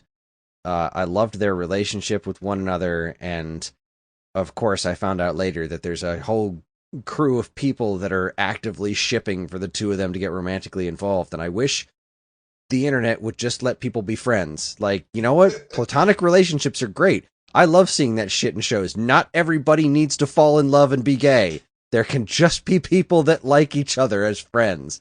But I loved the way that that character was able to get through to Wednesday and have these sort of human interactions, but in a very Wednesday Addams fashion, you know? Like, it definitely wasn't the Addams Family, and it was a totally different kind of show because it wasn't the Addams Family, it was Wednesday. And I really, really appreciated it. I also thought that, like, Jenny Ortega's, like, her delivery of all those Wednesday lines was just, yeah, everything she did was magnificent, but, like, they never stopped doing those just, like, ridiculous one-liner responses of, like, normally, and falling into a pit and being tortured. Normally, I would love that. Like, they never stopped doing those things. But they they also did this great job of humanizing her, and I also was guessing the entire time of who the real bad guy was. I thought Gwendolyn Christie was fantastic. I thought all the other characters in the show are fantastic. I know a lot of people hated the monster designs, but I loved that they were so goofy looking. Like, the monster, and the werewolves, the monster, none of it looked like your typical CG monster that was hyper realistic. They looked freaking goofy with giant googly eyes. I loved that because the Addams Family is so inherently goofy. I loved the fact that she had this strained relationship with her mom because, like, you know, I have only ever seen the movies and they all get along as a family. So naturally, Wednesday being a teenager and being so much like Morticia in a lot of ways, like, I loved that they had this strained relationship and then kind of got to understand each other better. And I just loved everything about this show. I was so freaking involved in it, and kept me guessing till the end. I thought the villain was, you know, kind of one note, but in a fun way. And I really just, I couldn't wait to find out what happened next. And the deaths were sad, you know, like, they'd kill characters and I'd be like, oh, that's a loss right there. That's a bummer. I'm sad that I'm not going to see that character anymore. And I was also happy with certain characters that didn't die. It was just great. I loved it. I hear what you're saying about the family not, like, being a little bit off. And I feel like their defense against that is, well, it's not about the family. The show's about Wednesday. And they leaned a little too hard into that and let that be their, like, excuse to not have done a better job with those characters. I will say, I don't know. Fester was great. Fester was great. And that's what I was going to say. Fester was great, and I thought Gomez was pretty good. I mean, as far as, like, being more, I guess, comic accurate than Raul Julia. To an extent, like, I didn't have a problem with Gomez. Gomez was fine. It was really just Catherine Zeta-Jones that I just really felt like there was something missing with her. And Pugsley was kind of a nothing character, but that's fine. Thing was also amazing. Yeah. I liked the stitching design on Thing too. I thought it was pretty cool, but Thing in general was, I'm so glad that character was so much of a part of it. And I loved that the introduction of I always remember her, forget her roommate's name, but, like, Enid, her first question was, where's the rest of him? And I've never thought about that before. I just always thought he was a living hand. I never thought that he was once attached to a rest of a body. I just never thought of that before. I thought that was so funny. Did we talk about this on the other podcast, or did we talk about it before we were rolling? And I just remember talking about it with you. We talked about it a little bit, and you had only seen, I think, the first couple episodes. I think, like the first 2 or 3. I mean, I did stick with the whole thing. Like, I watched it all, even though I didn't enjoy it. Yeah, I don't know. I mean, look, I will say this. I did think Jenny Ortega was amazing. Like, she was so good. Like, she really, she nailed it with that character, and she didn't miss a beat with any of the stuff. I think my issue was with the rest of it. And we talked earlier about what lands for us, and we're not part of that demographic anymore. Like, I think this show was not made for me, and that's okay. Like, not everything needs to be made for me. Like, it is okay. Yeah, it felt really CW-y to me, the drama.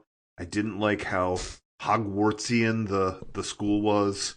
I also think that the Addams Family has to walk and again, I know it's not the Addams Family, I know it's Wednesday, but like, that style of humor has to walk this weird kind of line, because it's got to be like specific enough that it's creepy, but vague enough that it's not like murdery, and like, I think this show just treaded some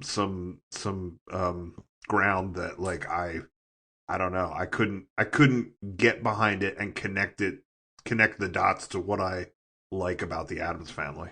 No, it's a bummer. I was kind of hoping that if you had seen the rest of it, you would have it would have grabbed you. But not everything is for everybody. I loved the crap out of it. I was so enthralled by it with every episode. I couldn't wait to watch more.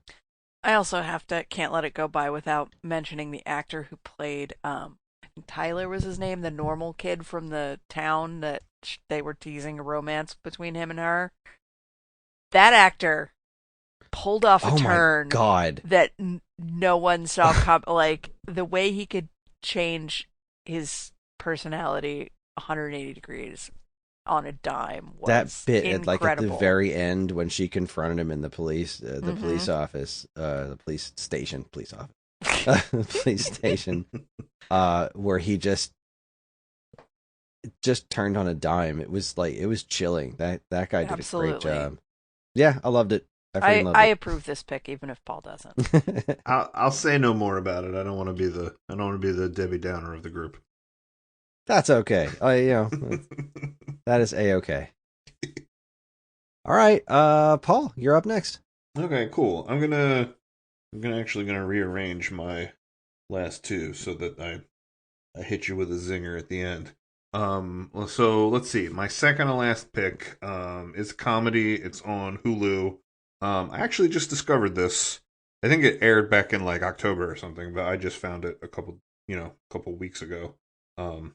So I'm really into it. It's called Reboot. I have watched some of this. Okay. Not all of it, but I started it. Yeah, so This is not the 90s CG animated show, right? I don't know what... There's a 90s CG animated show called Reboot? Yeah, 1994 is one of the first CG cartoons. It's got a fandom. I don't know. It's like from 1994 when like it was before Transformers Beast Wars. Like it was that kind of not thing. That. Yeah, this thing is kind of like a sitcom, but like not the... Oh, it's got the Crazy Ex-Girlfriend on it. Yes. It does have her in it, yeah. It's not like live audience sitcom style sitcom, although it's about the making of a sitcom, so that's like kind of part of it. And it's not like the like kind of like Office, it's not kind of like the the documentary style. It's just kind of like funny, straightforward, half-hour sitcom style comedy. I think the character you're talking about, the Crazy Ex-Girlfriend, Rachel Bloom. Yeah, she plays a writer and executive on Hulu, meta again, who is pitching a reboot of her favorite sitcom, which was called Step Right Up. or maybe not her favorite sitcom, but a sitcom from like 15 years before called Step Right Up, where the the ex-husband still lives there, either in the garage or the basement, and the stepdad moves in, and like they all sort of like cohabitate together. So the cast of the sitcom is Judy Greer, who's hilarious, Johnny Knoxville, and Keegan Michael Key. And then they bring in the original writer of the sitcom, who's played by Paul Reiser, and he kind of like horns in and takes over, and he's like, this, like this was my original content, like I'm going to be involved in it.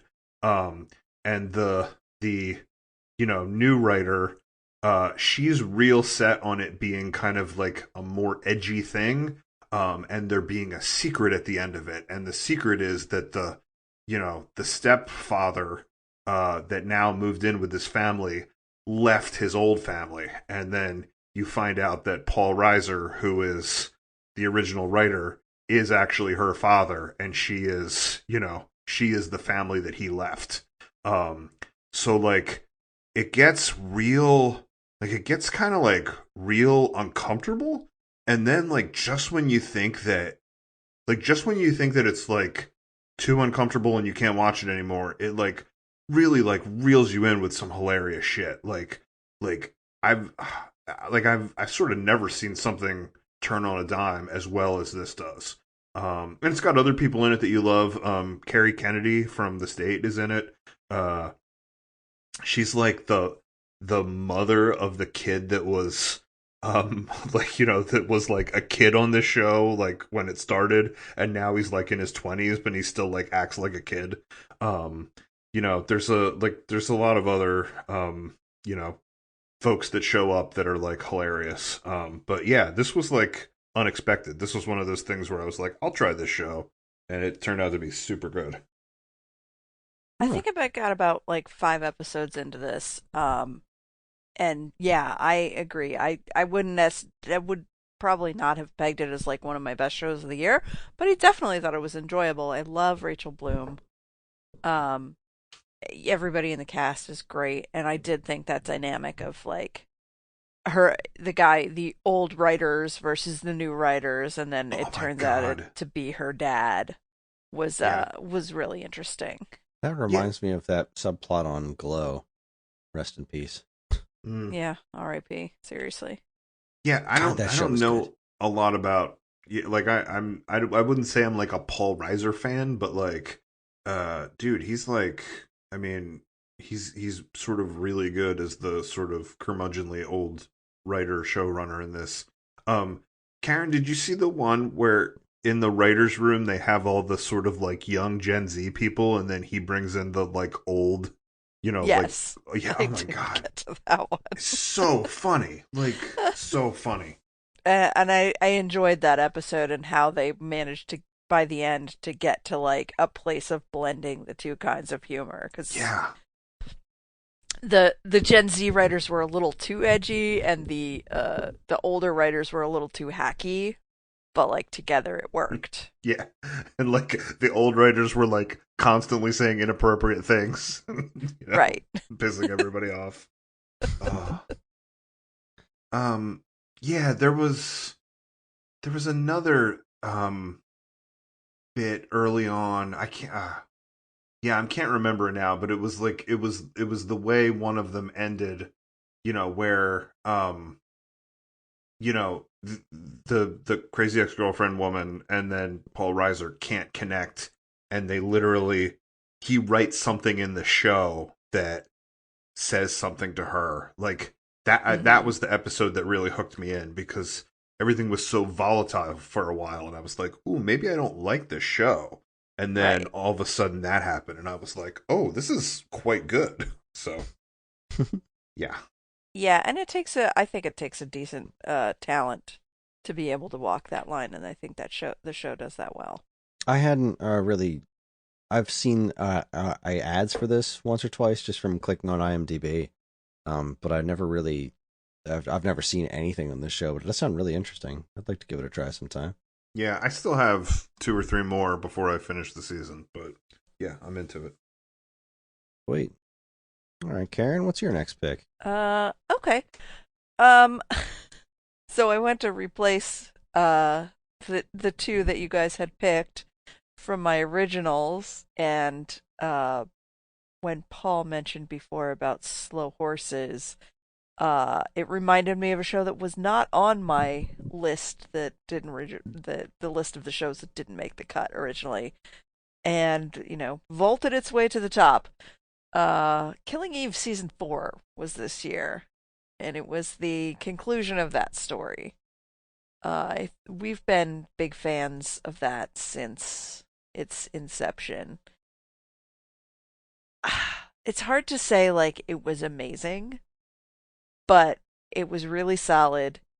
It tied up everything. It really kept you in it.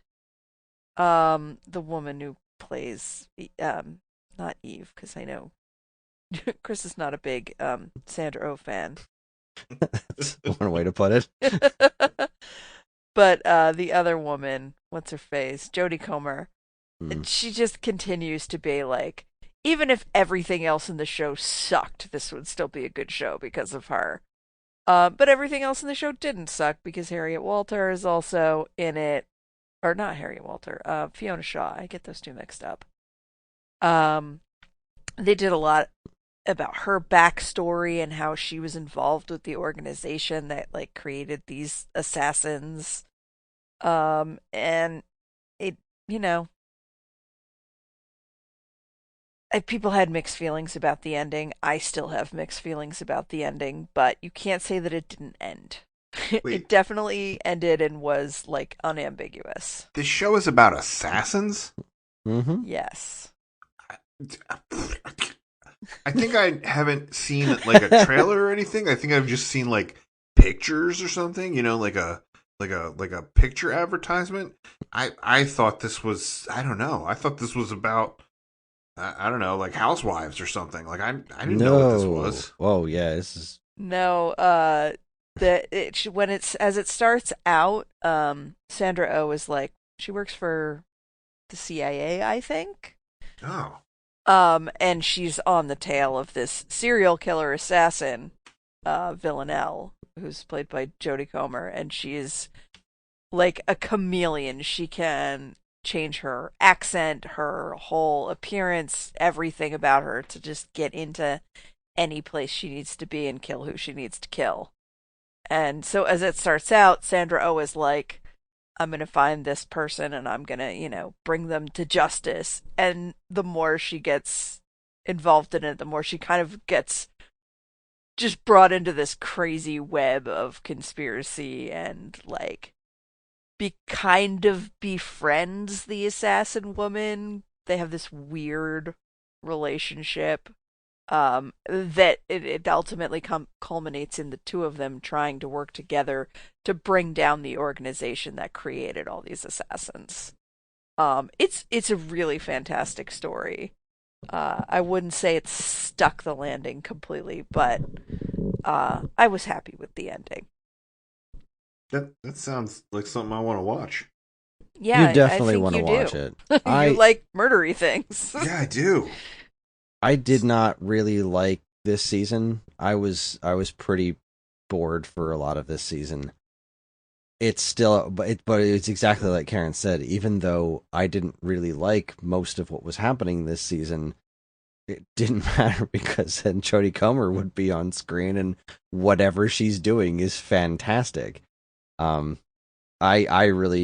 didn't get the ending. I was just like, wait, what? I don't know. I wasn't feeling it this last season, but I don't enjoy Sandra Oh at all, and I think this show is phenomenal. So that's about the highest praise I could possibly give it. Like, this is a really interesting show with a lot of really good characters, and while I didn't care for this last season too much, I can definitely still recommend it overall, and yeah, definitely give this one a shot. Nice. Okay, well, there's like 3 more shows I really want to talk about, but The last one, I just want to say I'm more happy that it exists than anything. So I'll give that a special. If you have like a runner up or anything you want to throw in at the very end, we'll do that. But my number 5 that I found genuinely captivating. I like all the Marvel shows. I like everything MCU, like official MCU that it has existed. I've enjoyed to some extent. I've not disliked any of it. But I found myself utterly captivated by Moon Knight. Oscar Isaacs was freaking phenomenal in this show. The plot was a little wacky, but I didn't really care. I like there's a lot of things you could point to and be like, there must have been an easier way to find like what the night sky looked like besides, moving the night sky. I feel like that would have some pretty catastrophic effects on the rest of the world, but I don't care. I just don't care. Everything was really cool. I loved everyone's performance in the show. I loved the weird hippo lady. I loved the fact that there was the third personality at the end. I thought Ethan Hawke made for a really interesting villain. I loved Khonshu. I loved how friggin' disorienting the show was because, the character was disoriented. So I was enthralled by this show. I really was. It was my favorite of the Marvel shows that hit this year. Nothing against She-Hulk and Ms. Marvel. I freaking love both of those shows, like to the moon and back. But Moon Knight was really something special for me, and I really want to see more of that character in the MCU. I thought he was wonderful, and I just can't wait to see where it goes from here. I guess I won't compare Marvel properties to like pizza or sex to say like even when they're not that good, like they're still like pretty good. I think I liked Moon Knight overall. I think that if I went back and watched it again, I would probably like it even more because I felt like I guess hopefully we're not spoiling anything when we say this. Spoiler. Sorry, but like the end when it was revealed there was like a third person in there. I was like, oh, like so many things clicked for me at that moment, and I kind of just want to go back and watch it again, knowing that. See, Evan, who's usually in your position on the show, is like the biggest Moon Knight fan on the planet. So when this show was being made, we were all very nervous for him. And he really liked it. I don't think he liked it as much as I did. But that's because Moon Knight is an extremely versatile character just by the nature of the character. But we all knew that Moon Knight was supposed to have 3 personalities the whole time. Just by proxy of being near Evan, you learn a certain amount of Moon Knight information, but also just from reading about him in comics from time to time. So, like, I kept looking for, is that third personality in there? Are they going to, like, pull a surprise? Is the third guy going to show up in some way, shape, or form? Because, like, the personalities in this one were kind of, like, weird, not quite the same versions of those personalities as they are in the comics. So it's like, are they going to ignore it entirely, or are they playing some weird game? But yeah, I loved this show. I also like this show. Sorry, I got distracted for a second. I got worried for a minute. I was like, are you guys going to start fighting about this show? I was like, Karen is very quiet about Moon Knight. No, I thought it was great. I went in knowing nothing and loved it. Oscar Isaac's fantastic. Those like, especially those early moments where, whichever personality it was that like was the normal guy and didn't have a clue what the F was going on and he was all confused. Those scenes were just so entertaining. Action was great. I loved the woman. Oh my god, she was so cool, and like I need her in other things too. Her crazy owl personality was what the heck, the Scarab. Yeah, I need more of her too. Scarlet Scarab. Yeah, pile on more of her, please. Absolutely. And even what's his face, the villain. I'm not usually busy. It was Ethan Hawke. Yeah, I can't remember the villain's name either, but he was apparently like a villain that showed up in exactly one Moon Knight comic eons ago. Like, Marvel's done zilch with this character since like the 70s, and all of a sudden he's the main villain of this TV show, Moon Knight. Yeah, I wouldn't call myself the biggest Ethan Hawke fan, but I thought he did a great job with that character. So, yes, bravo. No arguments here. No marital discourse or Nice. discord. Just regular run-of-the-mill distraction. Yes, just me trying to figure out what the hell I'm going to pick for number 6. All right, well, Paul, what is your grand finale? What's your number 6? My grand finale, again, if we had planned this out and we had talked to each other, I probably would have put this after Karen talked about Stranger Things. But this sort of scratches the same itch for me, and I think that's why it's my grand finale, which was Paper Girls on Amazon Prime. Huh. It definitely harnesses the energy of that like kids on bikes in the 80s, niche that you got going there. I also read the comic book for Paper Girls. I am a big fan of Brian K. Vaughan. And honestly, like, when I read that story, I kind of thought that was a thing that they weren't going to be able to adapt. You know, like there's a lot of stuff that he's written where he's been sort of upfront about being like, I did this so someone wouldn't make a movie of it or wouldn't make a TV show of it. But Paper Girls, I gotta respect the like sort of what they're doing with it, because I think if you were to stick closely to the comic books, it would feel sort of rushed and haphazard. And I think they figured out a way to like sort of do more character development with these 4 young women who are all freaking amazing in the show. And then also like that, they can go to other times than just the times that they travel to in the comics. And I feel like the show's already starting to expand that a little bit. Where season 1 ended. I think season 1 ended right about where volume 2 ends in the comic books. And then the comic books are also like really bright, really the illustration style of them is really like not not realistic. It's like sort of bright neon-y colors and like crazy shapes and deep colors and stuff.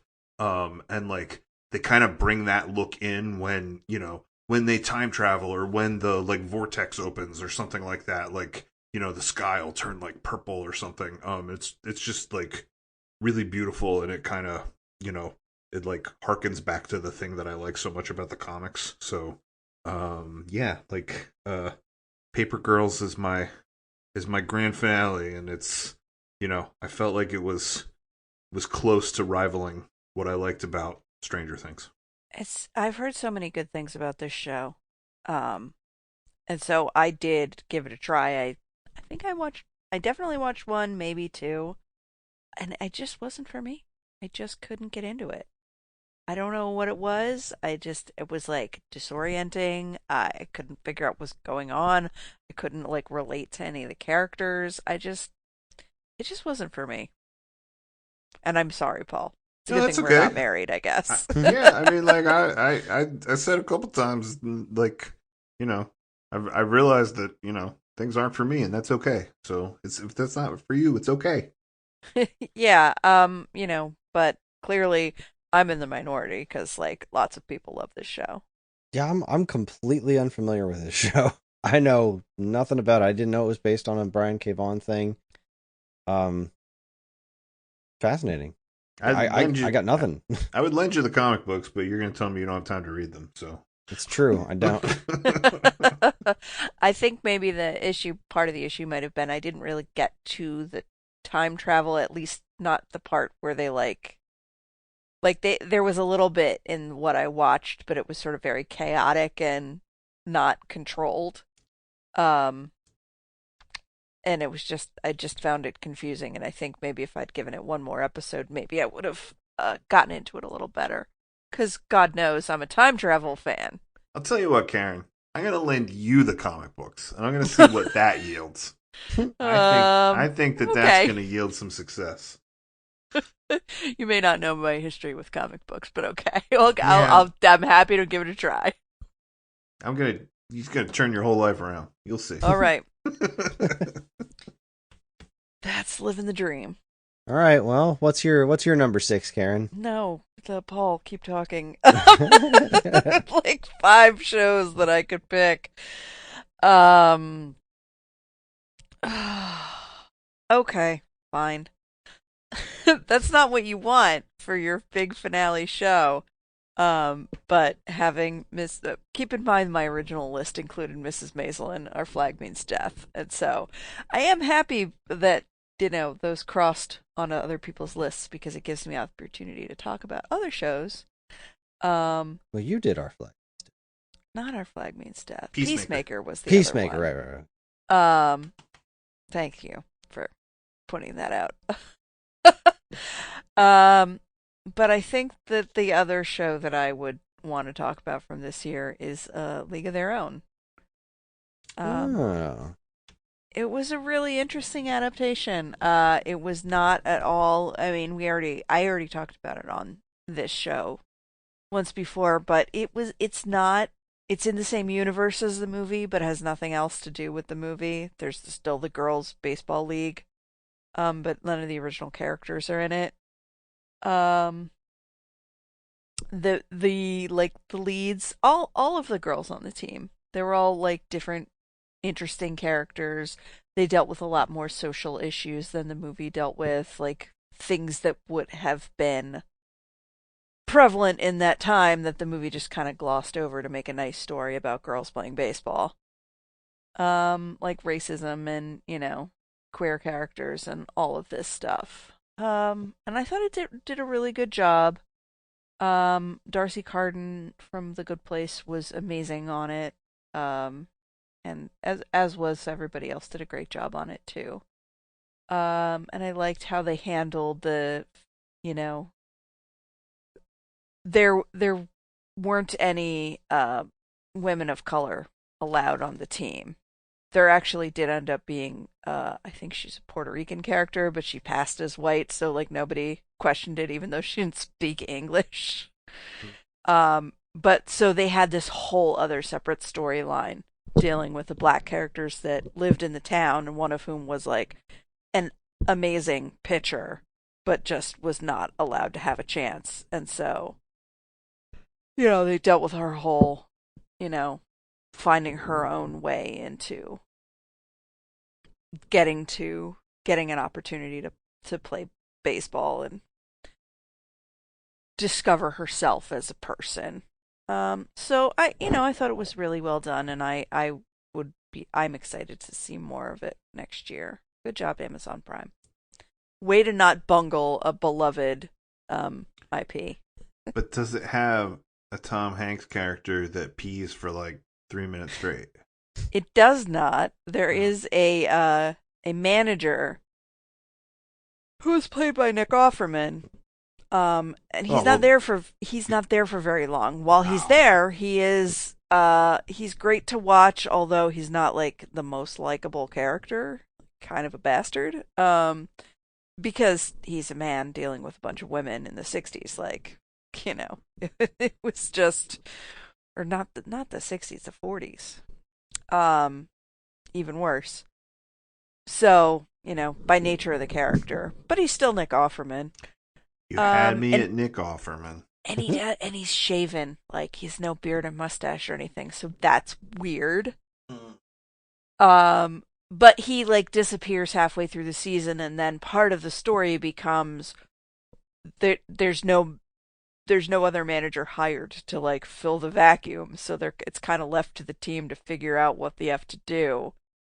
and that becomes a really interesting thing to see the different players like try on that role and see who does the best with it. And it's a bunch of women who are used to being like ignored and subjugated and domestic. And it's their first shot at leadership. So that's a pretty cool thing to see. So I know, Kris, you didn't watch this. It doesn't sound like Paul, you saw it either. I didn't watch it, but that didn't mean I didn't want to watch it. And also, like, like there's a lot of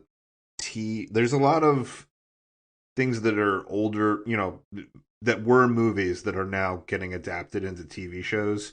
And like that one seems like it's got a lot of ground it can cover, and that it would be a pretty cool TV show. Like, especially hearing you explain it, like it sounds honestly like it would make a better TV show than movie. You know what I mean? Yeah, I don't know that I could say better because I really do love the movie so much, but it at least knew that it couldn't do the same thing that the movie did.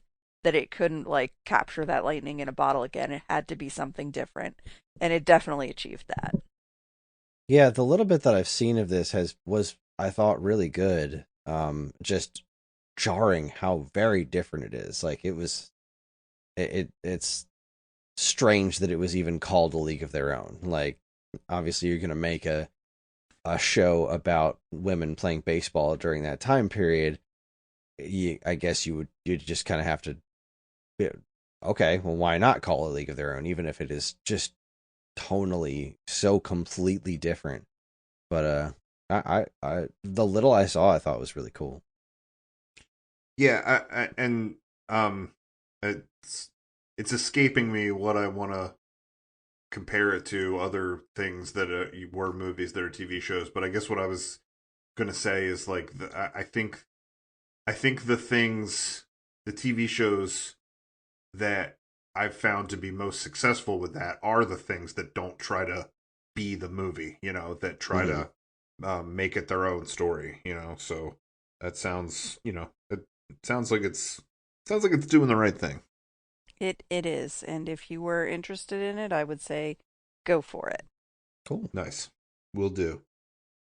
All right. Well, my last pick, surprising nobody who listens to this show, was Andor.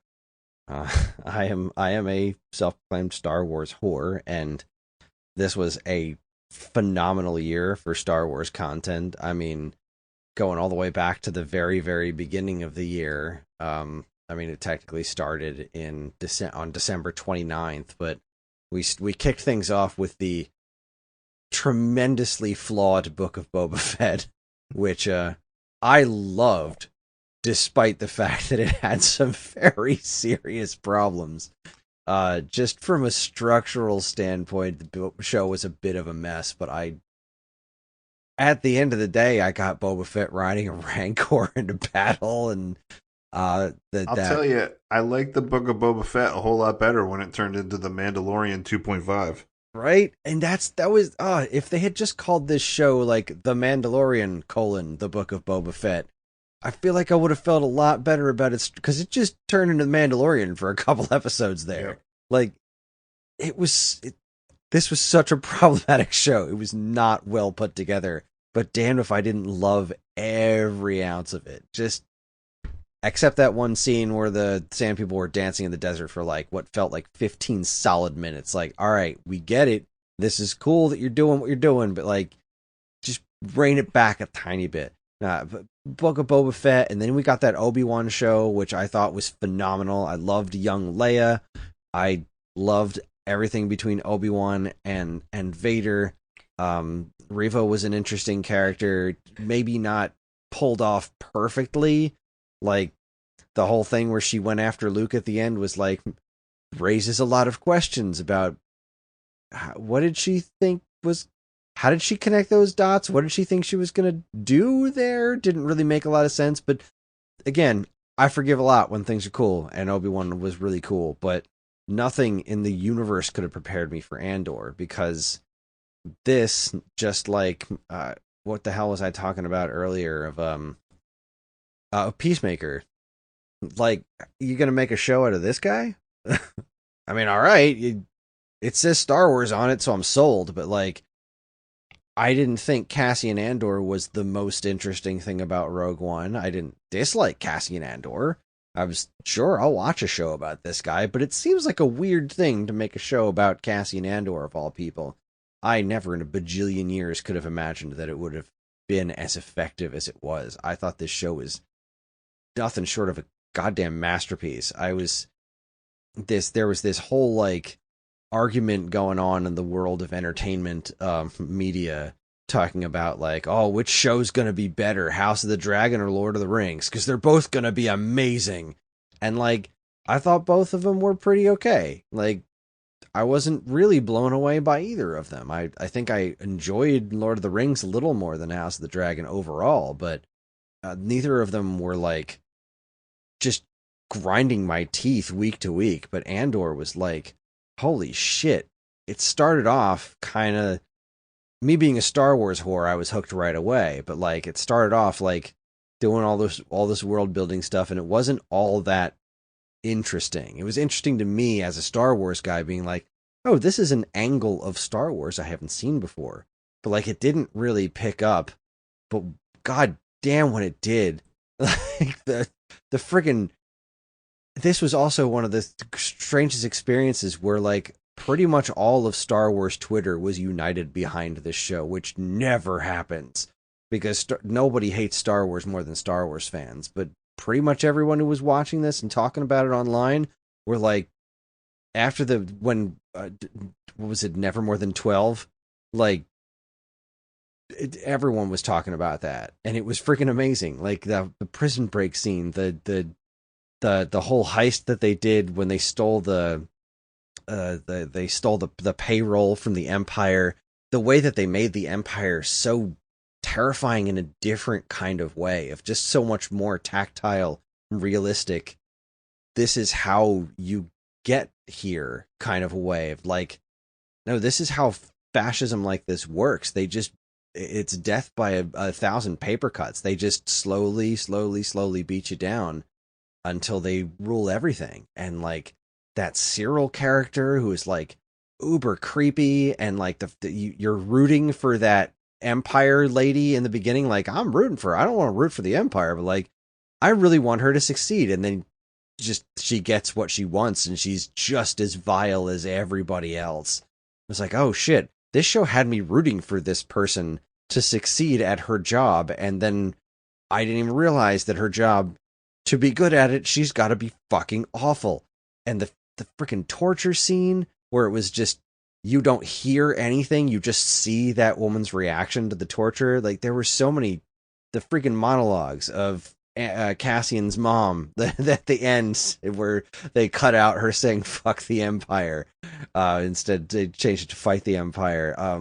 Luthen's amazing speech. Just Luthen as a character is so interesting because like, he's not a good guy, but he's resigned himself to not be a good guy because he's convinced that he can't be a good guy in order to make the good guys win. I was floored by this show week after week. I could not wait to see more of it. And granted, I am a Star Wars whore, so I'm predisposed to like this kind of stuff. But I mean, Tales of the Jedi was also really freaking good, but nothing I thought even came close to Andor this year as far as just how riveted I was by a TV show. I just loved it to death.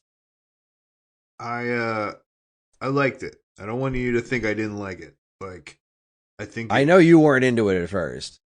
Well, like, I think no matter what I say, it was really good and really well done, and I think it dug depths that you previously haven't seen in Star Wars. Yeah, I agree with a lot of what you said. The payroll heist, the prison break, a lot of it, a lot of it was really cool, and like I also like, one of the things I thought was so interesting about it was the way in which you're watching the Empire sort of realize that maybe it doesn't have its shit together. You know what I mean? Mm-hmm. Like when it starts, it's inconceivable to them that there could even be factions banding together that would oppose them. And that they're so big and bureaucratic that they're sort of bound to fail in a lot of ways, you know? So there was definitely threads of it that I was like so into. By the same Cassie's speech about that too, where he was telling that kid who's writing the manifesto, he's just like, they don't think about you. They don't care about you at all. Like, they're not threatened by you because you don't exist to them. You're nothing to the Empire. I loved that bit. Yeah, it was definitely cool. I think if I were to give it some criticism, I think it could have been 2 episodes shorter. You know, I think what was it? Was it 12 or was it? I guess it was 12 episodes. I think it could have been 10. Um, and then like the way some of it unfolded was just, you know, I think the thing that made it feel so un-Star Warsy is like, even if you're getting, you know, this sort of like death by bureaucracy or these like, you know, these sort of tales of hope where you're watching the rebellion form or whatever, right? Then it's, you know, it's cut together with like space wizards and, you know, and like you know, smuggler pirates and stuff like that. So there's other stuff that you're watching. Like this was just that story. So then when it zeroed in on some of these things, like if I had to watch that dude with the overbearing mom pour himself more blue milk and eat breakfast in that kitchen anymore, I was gonna like strangle myself. Like there was stuff about it that could have been, I think, more concise and more just laid out in a way that flowed better. You know, like I thought it was so weird that they do that heist thing and then he ends up in that prison, you know, like there was stuff about his story that was weird the way it unfolded. But by the same time, I did think it was funny that they were all out looking for him and technically they had him. You know what I mean? They just didn't even know that they had him. Like highlighting bureaucracy right there, you know. I agree with what you're saying about the Cyril and his mom thing. I think that was a symptom of the way this show evolved from what it was originally intended to be. Like there was the original intent that was that there was going to be a lot more of the show, I think, in a different kind of structure, and but also knowing that it was already like season 2 was already happening. Like there was no it wasn't even in question of whether or not there was going to be more of the show, which I thought was a really bold move on Disney's behalf because nobody was watching this show when it started. So I'm glad it caught on, but the fact that it was immediately greenlit for 2 seasons, that we didn't really get much of a payoff for Cyril. I love his weirdo friend. We watched the Nerdist recaps, and they kept cutting back to his weirdo friend saying "pockets" in the first episode of the show, which I thought was funny. Pockets of rebellion fomenting. So I love that they brought that guy back. But yeah, the Cyril thing was kind of a weird non-payoff for the show, and if there was a weak part of it, they did spend a lot of time with him. It felt like forever with him eating cereal at his mom's house, but it was I know it's building towards something. I don't know what that is that they're building towards with Cyril, because like clearly they are doing something with him. I did think it was interesting just seeing how utterly miserable his life is. And like this guy is just such an Empire bootlicker.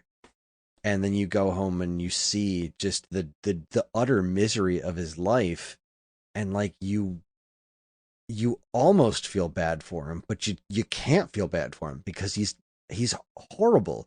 The way he was stalking the other Empire lady, I can't remember her friggin' name either, but she was like, that actress was amazing. She was outstanding in the show, but like this Cyril character, I don't know what they're building towards with him. and they didn't really do a good job of making that feel worth our time in season 1. Like, just because there was no real payoff with him. So yeah, I get that. It definitely wasn't a perfect show. It was a perfect show for me. That is really what it gets to. Like, it hit all of my notes, and the little, the couple things that I felt that it didn't do right, they mean nothing to me because I just loved everything it did right so goddamn much more. Like, just like Book of Boba Fett, or even Obi-Wan. Like, I freaking love that Obi-Wan show. The chase sequence in the woods makes no sense. There's no way you're going to convince me that all these grown-ass adults weren't able to keep up with a 6-year-old kid running through the woods. Like the dude who ran into the tree branch. Like, it's not a wall, just keep walking. What are you doing? Like, it was so hilariously poorly put together. But I didn't give a shit because the rest of the show just made it work for me. Just made it work. I don't think any of them are perfect shows. Like, certainly Book of Boba Fett wasn't a perfect show. The Obi-Wan thing had some problems. I think Andor had some problems. I think if you put a gun to my head and you made me choose, I probably would have chose the Obi-Wan show over the other ones, just because. And like, that wasn't a story I was looking forward to, but when I saw it, I was like, this is more of what I love about Star Wars. Like, if I can, if we look at all 3 of them that tread completely different ground, like, I've realized that's the thing I most identify as, as wanting more of Star Wars. The sort of, like, Obi-Wan, what is the Force, the Jedi Obi-Wan stuff versus Vader, Jedi versus Sith. Did you happen to watch the Tales of the Jedi at all? No, the cartoons. Sometimes I'm in, sometimes I'm not. Mm-hmm. It was very miniseries, very very short. There's very little of it, but it was really also very very interesting. It showed how Count Dooku went from Jedi to Sith, which was a really interesting story. But I mean, just for me personally, I was so floored by Andor. I can definitely recognize that it had some flaws, but I also think that as a show, I feel like it just got it. Even if you're not into Star Wars, I felt like you could watch this and get something out of it because it was just such enthralling storytelling. Like the friggin' prison episodes were just like, goddamn! Like, I was so interested in it. So it was. I loved Obi-Wan. I loved, I loved Book of Boba Fett, like, a ridiculous drawing your kid makes that doesn't really make a lot of sense, but I loved it with all my heart. And I love Tales of the Jedi. I love most Star Wars things, but I really thought Andor was just astronomical to me. Nice. I don't have a lot to say about Andor that you haven't said already. I obviously liked it, or I would be kicked out of this house. But I will say what is interesting to me that as you're pointing out some of the issues with the pacing, that's interesting to me because when we watched the heist episode for this podcast not that long ago, and Chris had a difficult time picking which episode out of the 12 to bring Evan and Angie into the show who hadn't really seen any of it. And that was such a compelling episode when you watched all 5 before it. But watching it on its own, it was like they had issues with it. And I think that speaks to how well a lot of the pacing did work. As much as I agree with the criticism about the Cyril arc being kind of slow and too much, I think a lot of the rest of the structure of the season really did work to build in a way that was like new and different for Star Wars, I think. Yeah, I'll always love the Jedi stuff, but anytime Star Wars expands what Star Wars can be, I'm usually pretty happy about that too. And I know the thing was a slow burn, and I think that was what was successful about it. The amount of time they took setting things up and the amount of care they took. I just think it could have burned a little faster sometimes. Like That's fair. yeah, look, two episodes faster. that's my that's my feedback for them.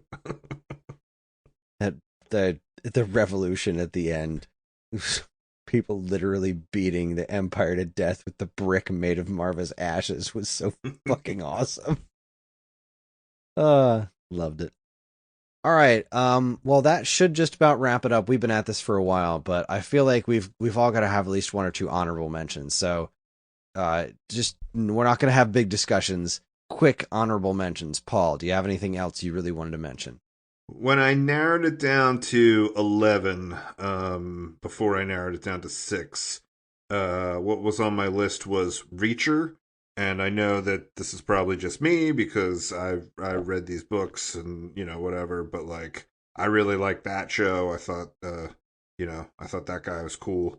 I think I mentioned Shining Girls when I talked about Slow Horses. Bumper in Berlin, but mostly as a joke. I swore you were going to come on this podcast and yell at me for not having watched it yet. I'm sorry, No, I haven't. No, that's okay. We just finished Three Pines on Prime, and that is pretty amazing. It's Alfred Molina, Dr. Octopus off in a small Canadian town solving crimes. So that was pretty good. And then, like, I don't know where you guys are landing on this. The internet seems to be angry at this show. Like, the internet seems to not like it. But I'm kind of enjoying Willow. Am I the only one? No. Nope, Okay. you're not the only one. That I'll mention that in a minute. That was my honorable mention.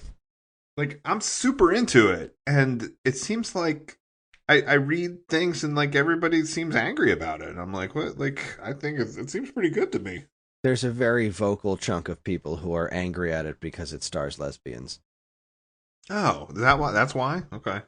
I mean, that's really why. It's what the point ultimately always boils down to. But yeah, I mean, it's making some choices for sure. But I'll expand on that in a minute. Karen, what about you? You got any honorable mentions? I do. Was that it for you, Paul? Yeah, that's it for me. Okay. I watched the Julia Child biopic show. That was great. We all sort of flirted around talking about how great Ms. Marvel was without actually choosing it, and so yeah. I had Sandman on my list. I didn't pick it, but I do want to just give it an honorable mention, if only because it's an adaptation, a TV adaptation of a comic by my favorite author that I never could get into the comic, but I got into the show. So that's kind of a masterful feat, in my opinion.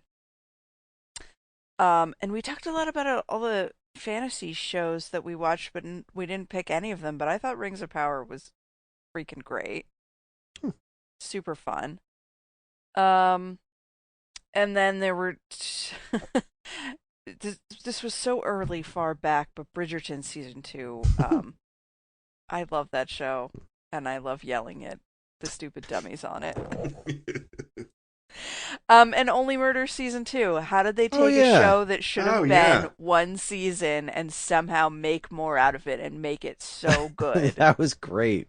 I don't know, but they did, and they did a great job with it. So those are mine. Also, to be fair, like, I'm not going to say I didn't understand the assignment, but like, I think a lot of what I chose were things that started this year instead of things that continued this year. Mm-hmm. But yeah, Only Murders, Show's outstanding. Blow me away. Let's see. All right, so yeah, my honorable mention. I almost made Willow my pick instead of Moon Knight, but like, I feel like I liked Moon Knight as a show more than I'm liking Willow, because Willow's got some problems, but I'm freaking loving it, and I just love the fact that there's more Willow content in the world. The movie never got any sequels or even a comic adaptation or nothing, and I loved that movie as a kid, and I'm finding the show to just be super fun. It's not trying to be amazing. It's just good. It's just fun, entertaining. I don't love all the music choices. Sometimes the credits roll and I'm just like, oh, that's a choice. But no, I think the show's great. I think it's. You know what? That's something I zeroed in on. I think there are times that the tone in the show changes.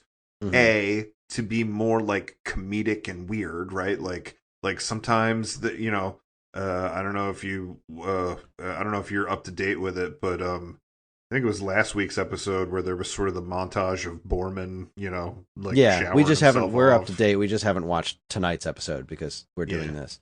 I just finished it before I jumped on with you.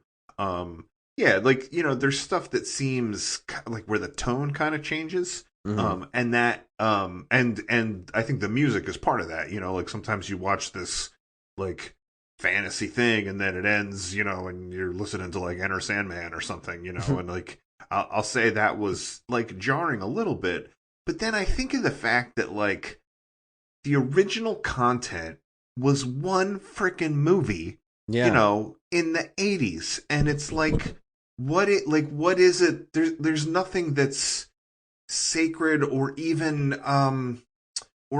setting a precedent to say that you can't break these things. You know, like if you were to watch a thing that was Harry Potter or Lord of the Rings or whatever, and then all of a sudden the tone of it was drastically different than this like multi-movie thing, you'd go like, ooh, this is a little off.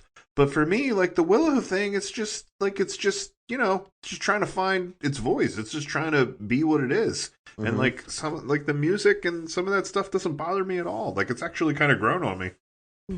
And the original movie's goofy as shit too. So like the original movie's not. It's got some major flaws. Like love story between Mad Mardigan and Sorsha is just like, wait, what? Okay. But still, who cares? It's good times, and I love Warwick Davis. He's great.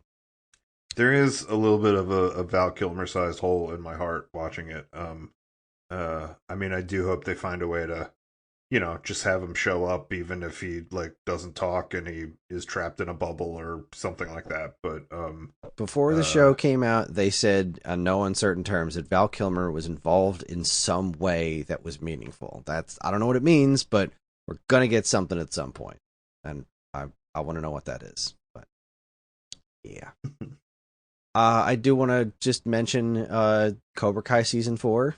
Oh yeah, Jesus Christ, I forgot that happened. It's it is time for that show to end. Okay, it's gotta stop after the next season because it's just pushing right up against like the show is phenomenal for the first 3 seasons, and season 4 was very good. I was very interested in it.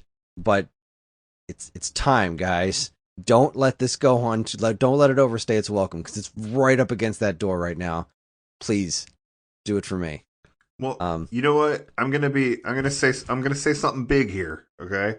A couple times in the course of tonight, I pointed out like the show does this thing and it's not for me, but that's okay. I will say Cobra Kai season 4 specifically really leaned in hard to the like, let's bring back people from the 80s and kind of leaned away from the story of the kids, which was kind of the stronger thing and the thing that I think was propelling it forward, like you focusing on this next generation of kids and their story. So I think Cobra Kai is making it for me, and it probably should stop doing that. Like, exactly. It should stop in general, but yes, I 100% agree with what you're talking about. I want to call out where'd it go? I'm looking at my list now. Resident Alien continues to be a very good show. I feel like it doesn't get enough attention, but it's on Sci-Fi. It's really quite good. Oh yeah. I'm shocked, I tell you, that you didn't mention Umbrella Academy Season 3. Me? Yeah. Yeah. It didn't come up in my research, and now I feel like a failure. I know Umbrella Academy is like one of your favorite shows, so It I'll throw is. that in. I Thank love you. the show. It's just nowhere near. I don't love it anywhere near as much as Karen does, and that's fine. I think it's phenomenal. Umbrella Academy's great. Season 3 was great. You can go ahead and swap out Killing Even Season 4 for Umbrella Academy There you Season go. 3. Dunzo. Lock and Key concluded. I didn't hate it. I didn't love it anywhere near as much as I love the book, but I thought it was cool. And I have to call out Dragon Prince Season 4 because it's been literally years since Season 3 of the Dragon Prince, and the show, writing-wise, didn't skip a beat. The writing and the acting still is great. The animation took a hit.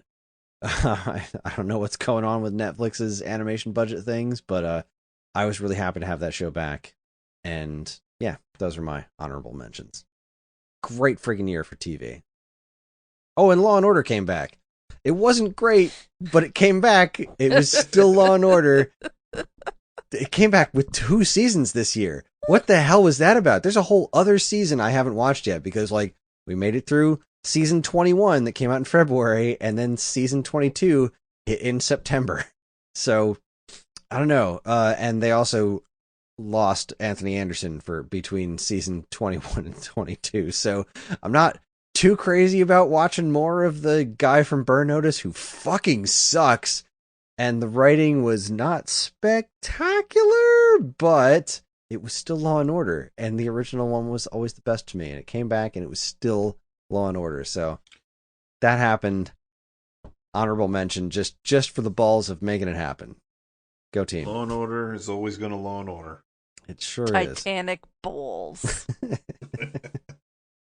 All right. It's time to wrap this up. It's late. It's time for us all to go to bed. So that is our show. Join us next time, which theoretically won't be for another month. I think this is going to take the January slot as far as this show is concerned, because Evan and Angie have a lot going on. But when we come back next time, we'll be talking about Karen's pick, Winchester's season 1, episode 1. We did watch it the other day, and it was certainly a television show that we have watched. It's gonna be a fun one. I'm not going to say I didn't like it. I'm not saying that at all, but it was, you talked about Wednesday feeling very CW-y, and I'm like, I feel like it must have been a while since you've watched something CW. Because that flavor, oh man. God, remember we were all watching those Arrowverse shows? They were so entertaining, but god damn, were they CW. Yeah, they sure were.